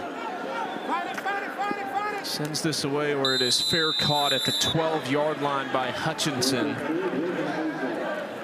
Well, 2 empty drives to start the second. Ends up getting into coaching, and he was named the interim when they made the move, so he kind of tried to hold the program together while they got Willie Simmons in.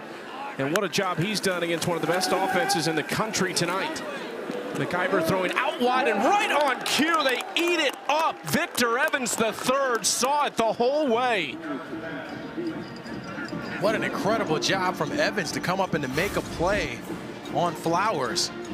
Watch 4 come into frame here quickly and instinctively. Nice job. No hesitation. Able to get him down for the loss.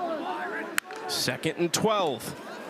Awkward snap here. I think there's a free play. McIver throwing downfield, incomplete. He was testing Evans again, which has not been the right answer so far. Offside. Defense, number 25, was in the neutral zone at the snap. 5-yard penalty. 2nd down. Keegan Simmons there. Looked like they also had Keegan Davis, number 44, as well. The other defensive end who was offsides as well. See both of them on the edge of the defense there. 2nd and 7. Handoff up the middle, and cutting it back across field is Parrish. And oh man, a physical finish to the run, going through one of the defensive backs. Yeah, Chucky, I know we've been talking a lot about Owens, but Parrish says, don't forget about me. Keaton Simmons this time, the defensive end, gave up the exterior part. Look at the finish here. Again, Chucky, this is a true freshman. He was playing high school football a year ago. Wow. Shamir Sterling was on the wrong end of that run. 1st and 10. McIver steps up. Pressure coming from the backside. Just gets away the pass. Incomplete. Jermaine Carter pressuring McIver from the far side of the field. One of the things I want to see from McIver here in the second half is on those plays, throw the football away. That ball should be going towards the sideline. We saw him get in trouble in the first half with 2 interceptions because he was trying to throw across the middle of the field. When a play breaks down, a little bit better with the decision making and just throw the football away. Live to fight another day. 2nd and 10. Parrish in motion back into the backfield with McIver. Plenty of time, just a 3-man rush, throwing into serious coverage.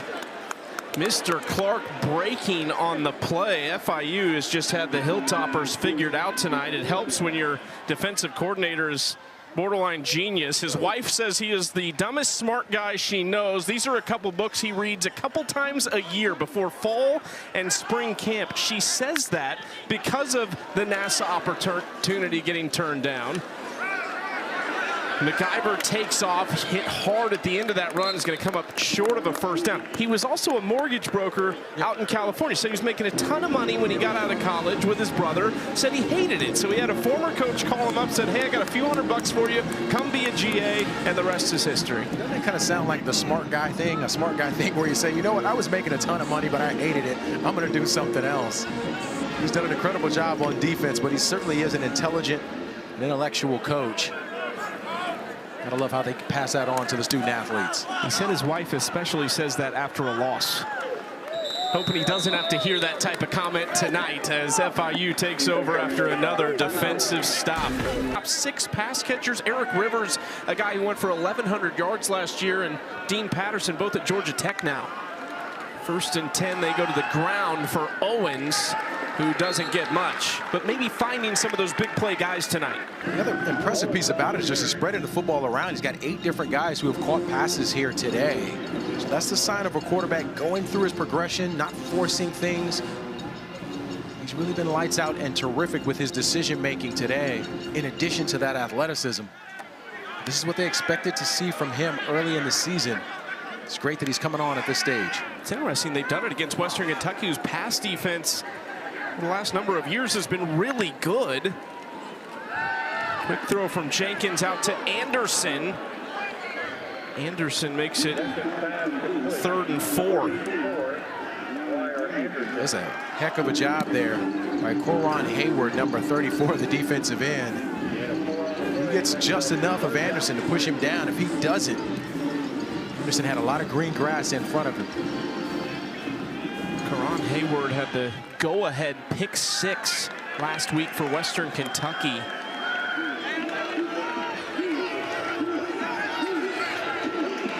Anthony Carey is the back with Kewan Jenkins. We've seen him convert on some big 3rd downs today. We'll see if he can do it again. Jenkins keeps it. They get it out into the flats to a wide-open Dallas Payne, who stumbles down and is frustrated with himself, but they get the 1st down. Well, Payne is a big guy at 6'4", 250 pounds. He came in motion all the way, so you're asking a big guy to be in condition there. As he catches that flat route, was able to pick up the 1st down. Physical tackle by Harper Holloman in the backfield. Just shy of the original line of scrimmage. Holloman, a talented sophomore from Atlanta, Georgia. They really need him defensively to be more of a difference maker. First and no gain on the play. 2nd and 10.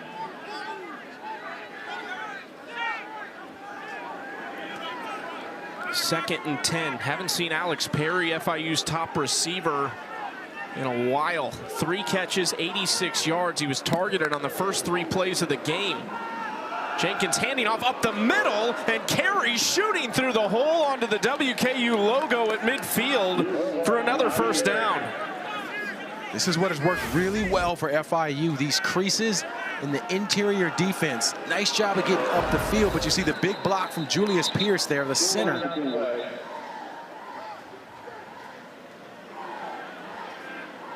Flag on the play as FIU went quickly.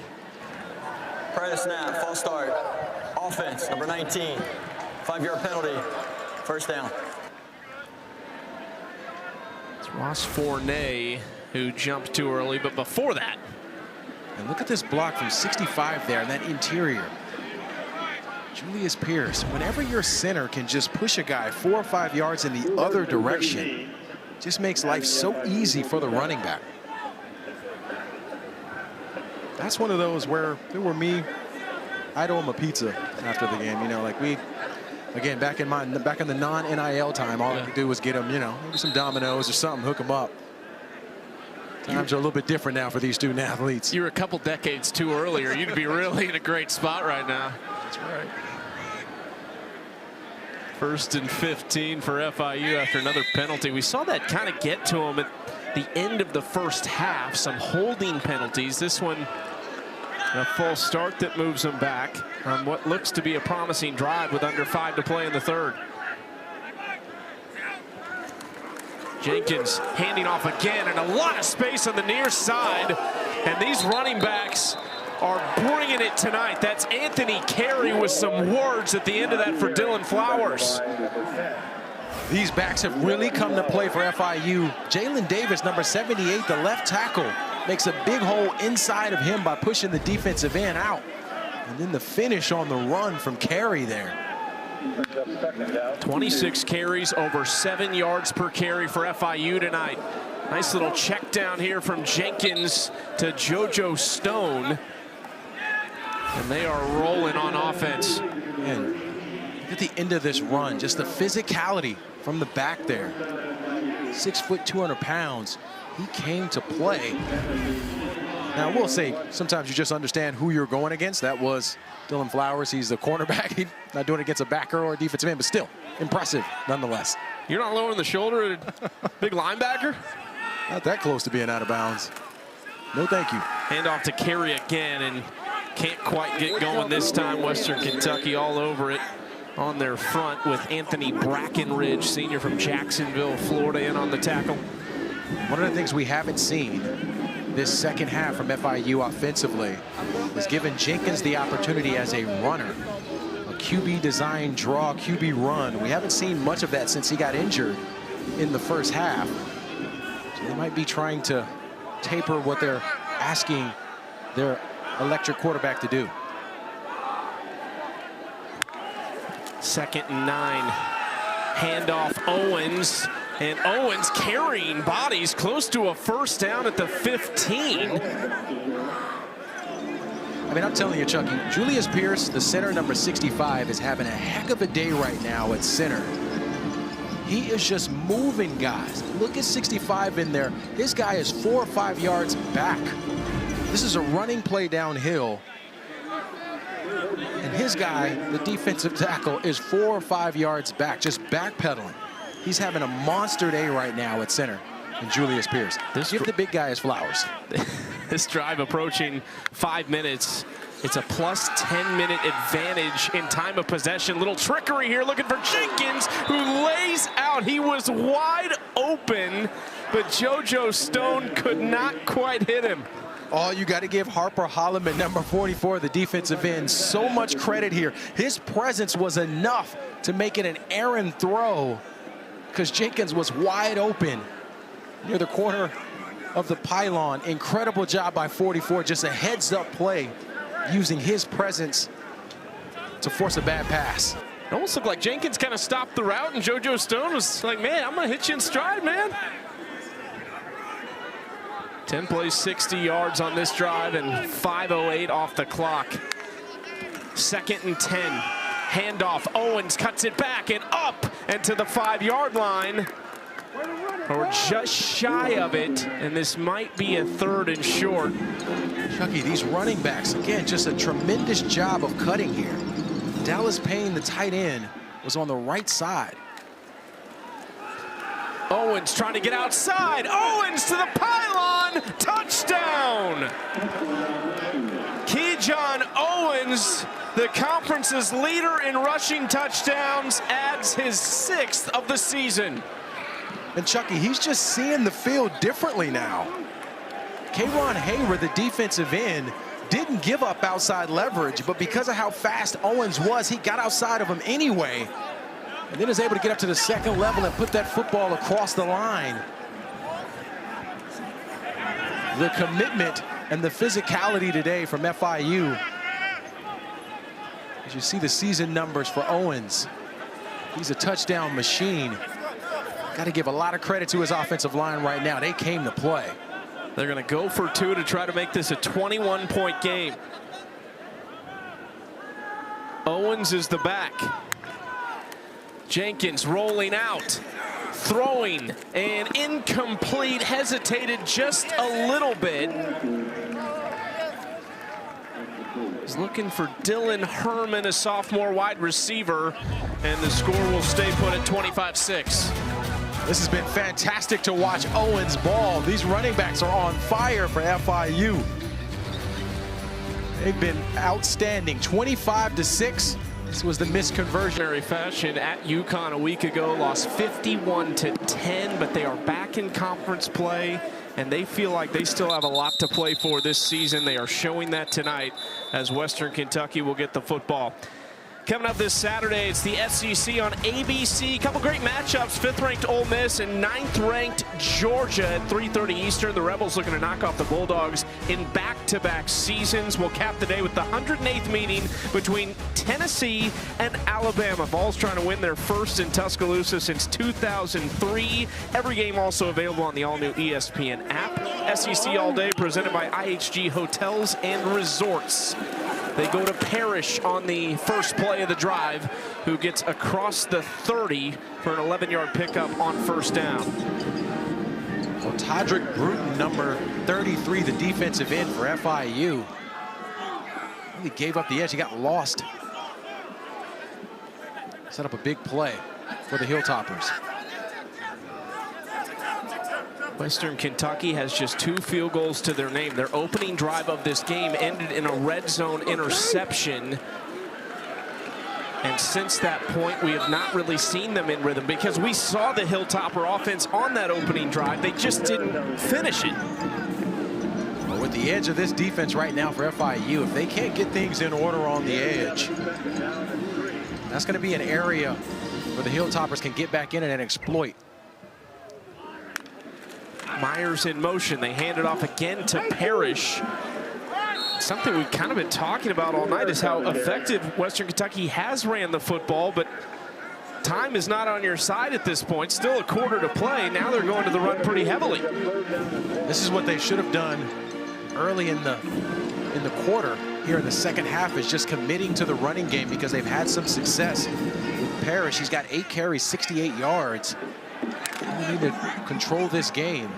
But you mentioned the time is not on their side. Now we know they can put up points in a hurry. He's got to get their foot on the gas. McIver on the sneak to move the chains on 3rd and inches. This is a team that over the last 5 years, dating back to 2021, has averaged 30 or more points per game in 4 of those seasons. Last year was the anomaly at just under 25 points per game. They were still a top 5 offense in Conference USA. And that'll take us to the 4th quarter. It's going to need That confusion and that movement has really impacted Maverick in a way where he's just indecisive at this point. McIver just 4 for his last 11 for 35 yards. Ball comes out, and it's still loose. There is an absolute fight for it near the 33-yard line. Western Kentucky somehow comes away with the football.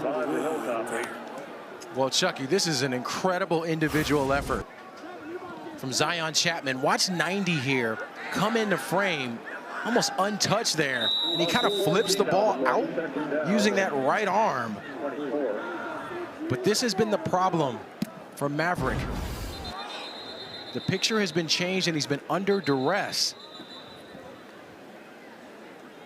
Marshall Jackson, the left tackle, was the savior, scooping up Please that set the game fumble. clock to 14:31. 14:31 on the game clock, please. We'll start on the ready for play.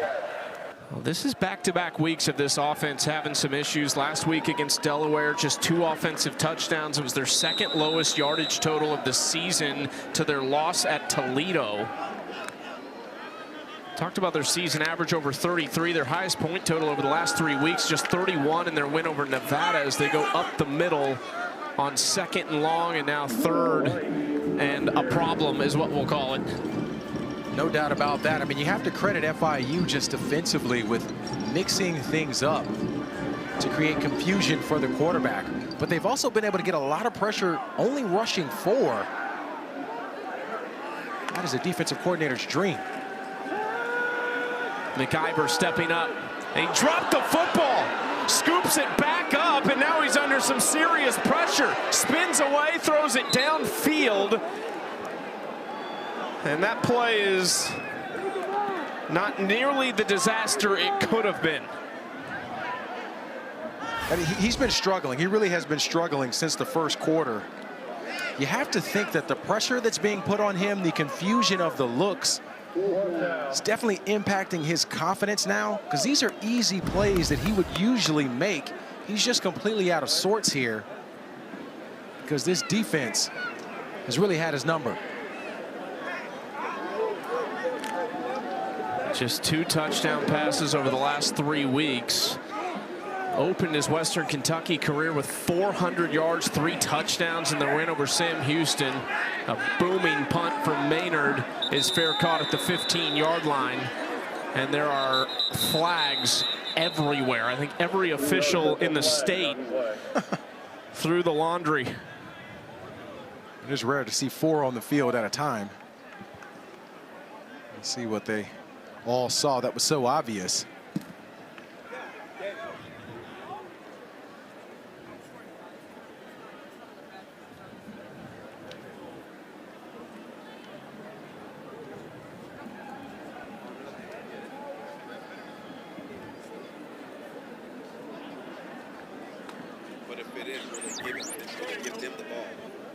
Long discussion happening here between our officials.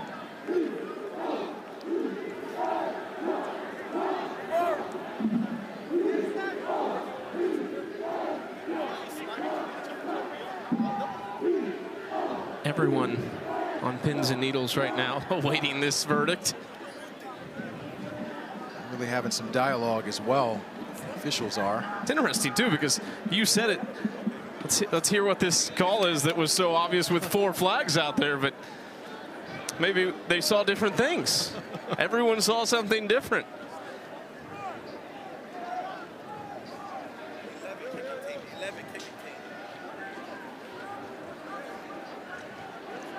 Might be listening upstairs as well.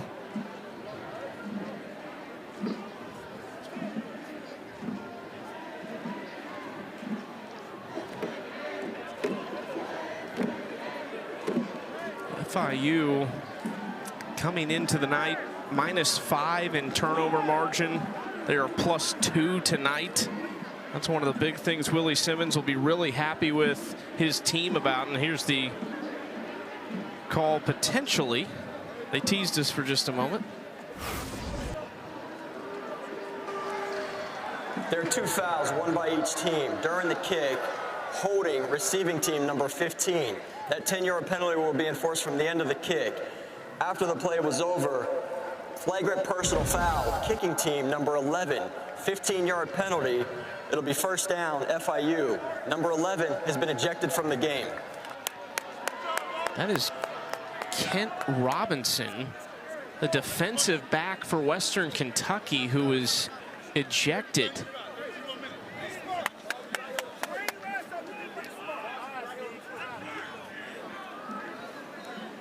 Or it's actually, I think it was Robinson on the play. That's Lavelle Wright, the running back, who also wears 11. It might have been Wright. I think it was. He was out there on punt. Lavelle Wright is the one who has been ejected from the game.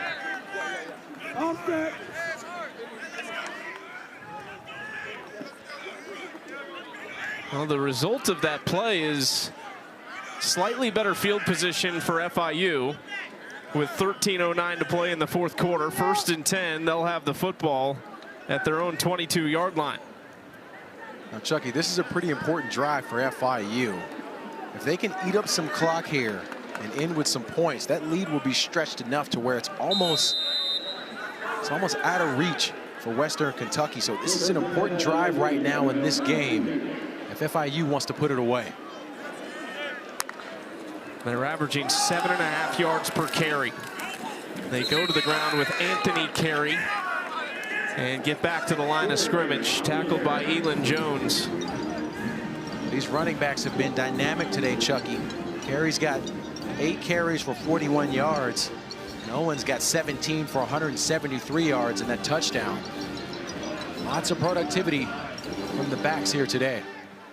It is just the 3rd 100-yard rushing game of Keyshawn Owens' career. One of the other ones came in the win over FAU earlier this year, 173 yards and a pair of scores. 2nd and 9. Handoff Carey, who cuts upfield, just crossing the 25-yard line. They are happy to put the ball on the ground and let the clock tick. No doubt about that. You see Western Kentucky here blitzing both backers on that last play there. This could spell another issue for FIU with Jenkins having to limp off. That means Kazansky's going to come back in the game, number 16 at quarterback. Saw Pozansky at the end of the 1st half after Jenkins left with a rib issue. Jenkins re-entered in the 2nd half. Now Pozansky again. 3rd and 6. They'll just go to the ground. And spinning around for the first down is Owens. My goodness, they are so good on the ground, but Antonio Tripp, number 71, the right guard, watch him come up and make this key block. He walls off 2 guys, throws Anthony Brackenridge down to the ground at the backer position. This offensive line right now for FIU is just dominating. Tripp was a former 4-star recruit. He's the 14th rated guard in the 2023 class. Went to Miami, spent 2 years there, and just moves across town to FIU. 1st and 10. Back to the ground with Owens and gets about a yard. Nice job by Oliver there, coming in and making the tackle from his defensive end position. For FIU, this is exactly where you want to be. Controlling your own destiny, milking the clock, keeping it on the ground.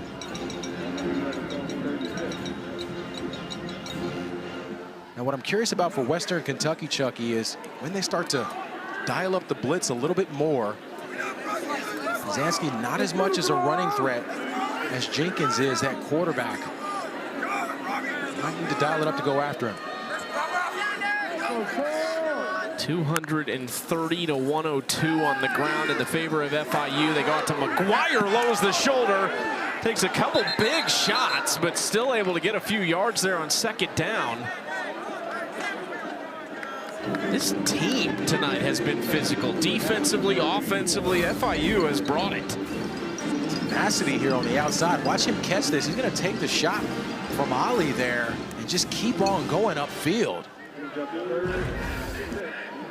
It's really a mentality thing there, Chucky, when you have guys eating up the yard after contact. We got Jenkins back in the game now. See him there. He limped off a few plays ago. They're excited to have him back. Keyshawn Owens in the backfield. 3rd and 6 for Kewan Jenkins. Getting it out quickly, and a high throw from McGuire. Anderson is incomplete. Late flag, and there's a mix-up on the sideline. Dallas Payne was involved for FIU. Jalen Emery, number 5, the nickel as well, was in there for Western Kentucky. Let's see what the call is. We really couldn't see much from the booth here because it was on the sideline, on the FIU sideline. But you see Payne blocking him there. After the play was over, personal foul, offense number 0, blocking a player out of bounds. 15-yard penalty, the down counts, 4th down. Sometimes, Chucky, when you're, quite frankly, dominating a guy, you don't really know where on the field you are because you're blocking him. So sometimes you see referees give a little bit of grace there, but not so much for Payne.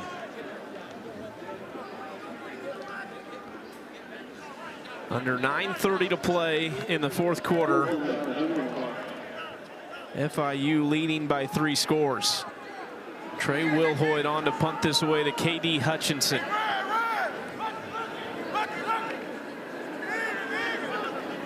One to snap this. They just got it off. Spiraling kick. Hutchinson calls for a fair catch at the 41-yard line. Good position for WKU. They need points. Really do, and Mr. Clark's got an interception tonight. McGrew also has an interception tonight as well. Young guys really stepping up again for this defense. They get it out to Musa Berry on the 1st down play to cross midfield and move the chains. A gain of about 12. Tough reality defensively for FIU when you look at some of these guys. You mentioned Travion Barnes, played lights out last year, then transfers out. It's one of the threats that teams like FIU have when you have young players who play really well. Sometimes bigger universities can come in and try to get some of these student athletes. So it's just the nature of college football with where we are today. Now, one of the good parts for that trio, all local guys out of Florida. So potentially able to keep them home, but also a lot of talent in the Miami area as McIver is dragged down from behind by Zion Chapman. They've built that roster by staying local. They've got 80 players who are natives of Florida. Yeah, they get the majority of their guys, local guys from Florida. So much talent there, though. It makes a lot of sense given the proximity for a lot of these football players.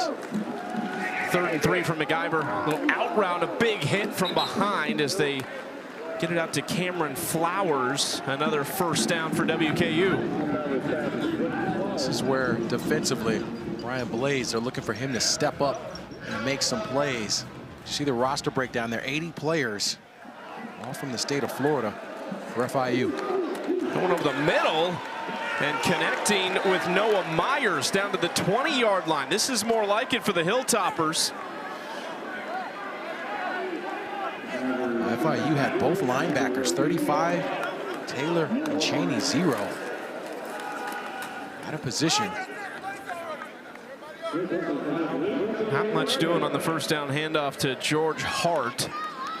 And I tell you, Chucky, the surprise for Western Kentucky, number 4, Cameron Flowers, and 0, Matthew Henry. Both of them combined for only 2 catches. So these are guys they usually lean on. Haven't been productive or targeted here today. Plenty of time for McIver, throwing and picked off for the second time tonight. Josiah McGrew, one of those talented freshmen, a true freshman from Tallahassee, his second of the night, his third of his. Offensively, we saw this right before the break. Look at where this ball is going, Chucky. You've got a post route and you have a deep free safety in the middle. That ball should never go there. You should never throw that when you have a safety in the middle of field. Throwing a post route is a no-no, so the ball just should not go there. Not sure what Maverick McIver was seeing there, but that's part of the conversation that he's having with Rick Bowie, his offensive coordinator, on the sideline, is how to correct some of these uncharacteristic mistakes. We talked about the talent for McGrew, but their defensive coordinator, Javon DeWitt, said he makes 95% of their coverage checks as a true freshman in that secondary. So it's not just the talent, it's the confidence and the ability to communicate confidently to his teammates in game that has made him so special. They said really early on, about 3 days into camp, they thought this kid had a chance to start as a true freshman. And here's the truth about the free safety position. It feels a lot like the quarterback on defense, because this position is required to know what everyone else is doing. So it takes a smart, experienced player to do it. So the fact that McGrew is still a young guy, as a true freshman, being able to play lights out like that, the ceiling's really high for this kid. Javon DeWitt, if it keeps going, he might crack open a book and churn one out. He said during the season he reads a book a week, off season 2 or 3 a week. We showed you some of his material earlier. Here's Owens bouncing outside. How many times have we seen that? There's a late flag that gets thrown. Keyshawn Owens on numerous occasions has come out of those kind of scrums and found space. Holding. Offense, number 19. 10-yard penalty. Repeat, second down. Is that a feel thing? I mean, do you just kind of feel that space, or how as a running back, do you kind of master that craft? It's really to a degree. And we'll see the hold here for an injury from Fournier, 19. You see him kind of pulling a little bit there, but it is a feel thing. But I tell you, what makes it easy is when you have an offensive lineman, those white. The engine for FIU and the reason they lead 25-6. Gets the football again, looking for 200. Not going to get it on that carry, but gets 3. I think we're going to have the first timeout for Western Kentucky here, potentially. Western Kentucky calls their first timeout of the half. 30 seconds. Please set the game clock to 5 minutes and 35 seconds. 5:35 on the game clock, please. We certainly appreciate what FIU has been doing on the ground specifically today. This was the first big run from Owens up from the 5-yard line. Picks up a lot of big yards on that one particular play, but he wasn't done for the day. They kept featuring him, kept heading the football off. You see him on the inside zone run here, able to pick up some positive yardage. And again, this has been the story, this offensive line opening up these big holes. That time Carey is able to get up the field in a hurry. Another big one from Owens to the outside. They have just been fantastic. This was the touchdown on the outside, and you see the physical running from Carey there as well.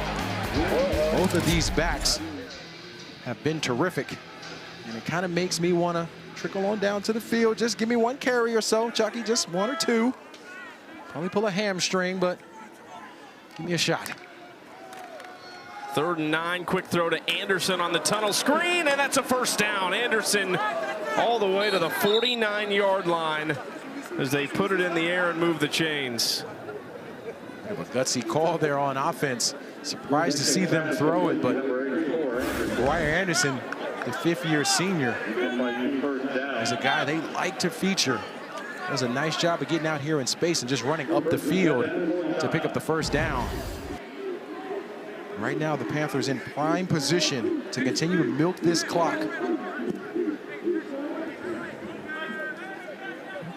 players-only meetings have been a discussion point in the Miami area this week. Some not going as well as others, but for FIU, they held one on Wednesday. Willie Simmons said they had one of their best practices of the season that day. Players kind of driving things, said the leadership committee came to him and he said, all right, that's fine. We won't do the regular meeting. You guys take care of it. They have come out motivated tonight. Certainly a team that doesn't seem like one who's coming off back-to-back losses. But I just got so many questions about what did they talk about, what did they discuss, was there an agenda? But like a lot of times it just takes a group of players coming together to say, this is not the standard of football that we want to play. No need to yell and scream and do all this other stuff. Just have a impactful conversation between teammates. Sometimes that's enough.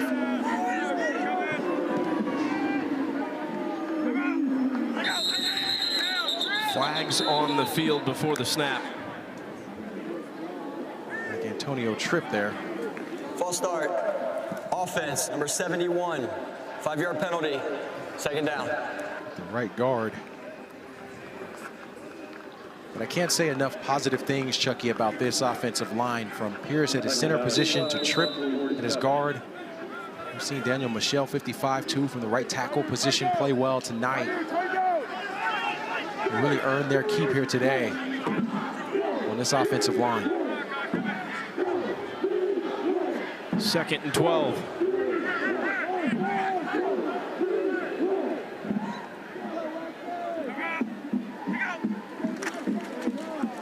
Handoff up the middle, tripped up near the 50-yard line to set up 3rd and 9. So FIU comes on the road to Bowling Green to take on Western Kentucky, who is the leader in Conference USA, entering the night at 3-0. Next week, they've got another one of the unbeaten Western teams. Kentucky calls their second time out of the half. 30 seconds. In the conference. Please set the game clock to 3 minutes and 33 seconds.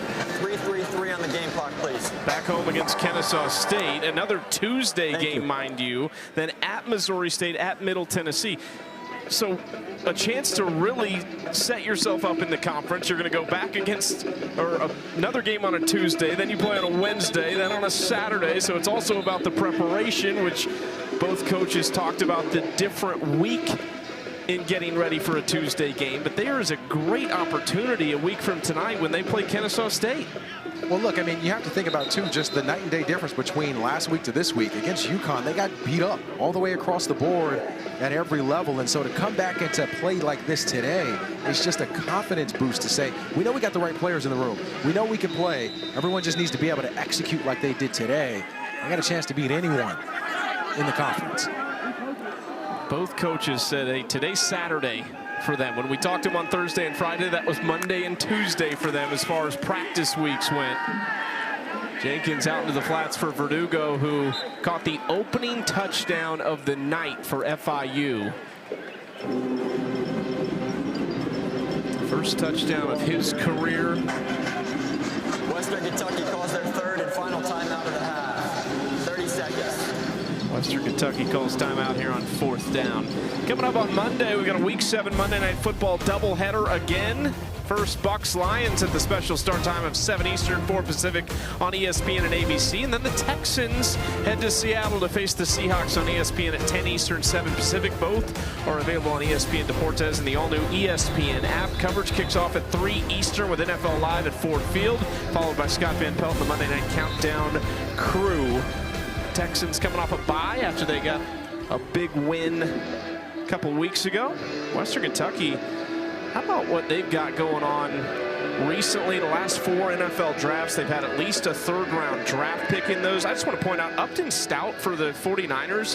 Having a fantastic rookie year for them. Real good for sure. And that's the story for Western Kentucky. They've been able to build a program, more importantly, a pipeline to the NFL. Of course, Bailey Zappi, back in that incredible 2021 season he had that really started what has been an offensive explosion at Western Kentucky. I say that as there's 6 points on the scoreboard tonight. I mean, it's a shock, though. It really is a shock. I mean, if you would have asked me towards the end of this game into the 4th quarter, would Western Kentucky not have scored a touchdown? No one would have thought that. Now, the truth is the Panthers have done a good job defensively in changing the looks, but we've seen Maverick McIver struggle really for the first time this season in this kind of fashion here tonight. A redshirt freshman from Jacksonville, Florida, Rodney Tisdale Jr. will get an opportunity as he hands it off on the first play. Tisdale just 6 for 8 for 94 yards and a touchdown on the season. Very limited opportunities. He redshirted last year behind TJ Finley and Caden Veldkamp. A chance for him to get some good game action against a talented FIU defense. Not a doubt, these reps are so important for development for young players. A nice throw downfield to KD Hutchinson. Cuts it back inside across the 25. We talked about the success Tyson Helton has had in going in the portal and getting quarterbacks. If you're Rodney Tisdale as a young quarterback, you want to give him a reason not to go to the portal next year. It's one of the things you can do with end-of-game play. See what you got in your young players. Nice job by Brian Blades there, breaking that football up.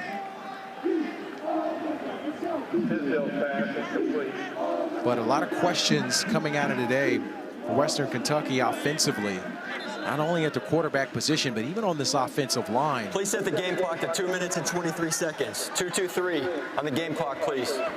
Thank you. They struggled to protect as well on that offensive line today.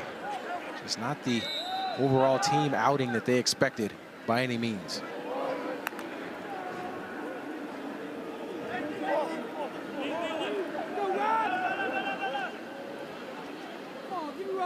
Second and 10 for Tisdale. Into the flats, and not much doing as Victor Evans and Mr. Clark are in on the stop of George Hart out of the backfield. What a day for this secondary for FIU. Mr. Clark has that interception. McGrew has 2 interceptions as well. This is the 2-minute timeout. And week season, but through 3 in the game tonight. That one in the red zone to start the game after a great drive really hurt the Hilltoppers' chances. So they do move the chains here with Tisdale on 3rd and long. Here's the truth too, Chucky. I mean, really, really good football players can sometimes have a bad night. So it happens. But I think what an incredible opportunity Western Kentucky has with the rest of their season to be able to bounce back in a way, because they still have everything that they want in terms of a conference championship, in terms of a positive and productive season. That's all still in front of them. As we get a look at Noah Myers there, who picks up the first down. But the Hilltoppers still have a whole lot to play for the rest of the way. This is going to be a bump in the road for sure. But again, what an opportunity to be able to come back and to bounce back, as we saw FIU do today after a big loss last week. Tisdale throws a great ball as he is showing right now down the stretch in this game. Western Kentucky hits the road next week to take on Louisiana Tech. New Mexico State after that one. They will also play on Tuesday next week before getting back on the Saturday schedule with New Mexico State. So they'll have another 10-day break between games. 1st and 10 from the 26. Tisdale pump fakes and then dives ahead to the 21-yard line. You mentioned a couple of those throws from Tisdale. 5 of 6 right now for 66 yards. He looks pretty comfortable in the pocket now. They're not putting pressure on him. But so far, so good for the redshirt freshman. Again, plenty of time. Checks it down. And a broken tackle out there for Hart, who was then swarmed by white jerseys. The clock ticks down, under 45 seconds to play. Good job by Hart of just protecting himself there. That could have been a lot worse in terms of the hit he took. Nice job of getting that pad level down.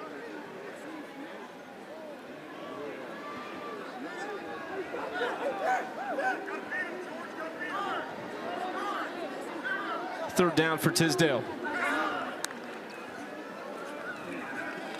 Quick throw to Hutchinson, who is pinballed around and dropped at the 21-yard line, and that'll be the last play of the football game in what was a very impressive performance. Start to finish, for the FIU Panthers and Willie Simmons.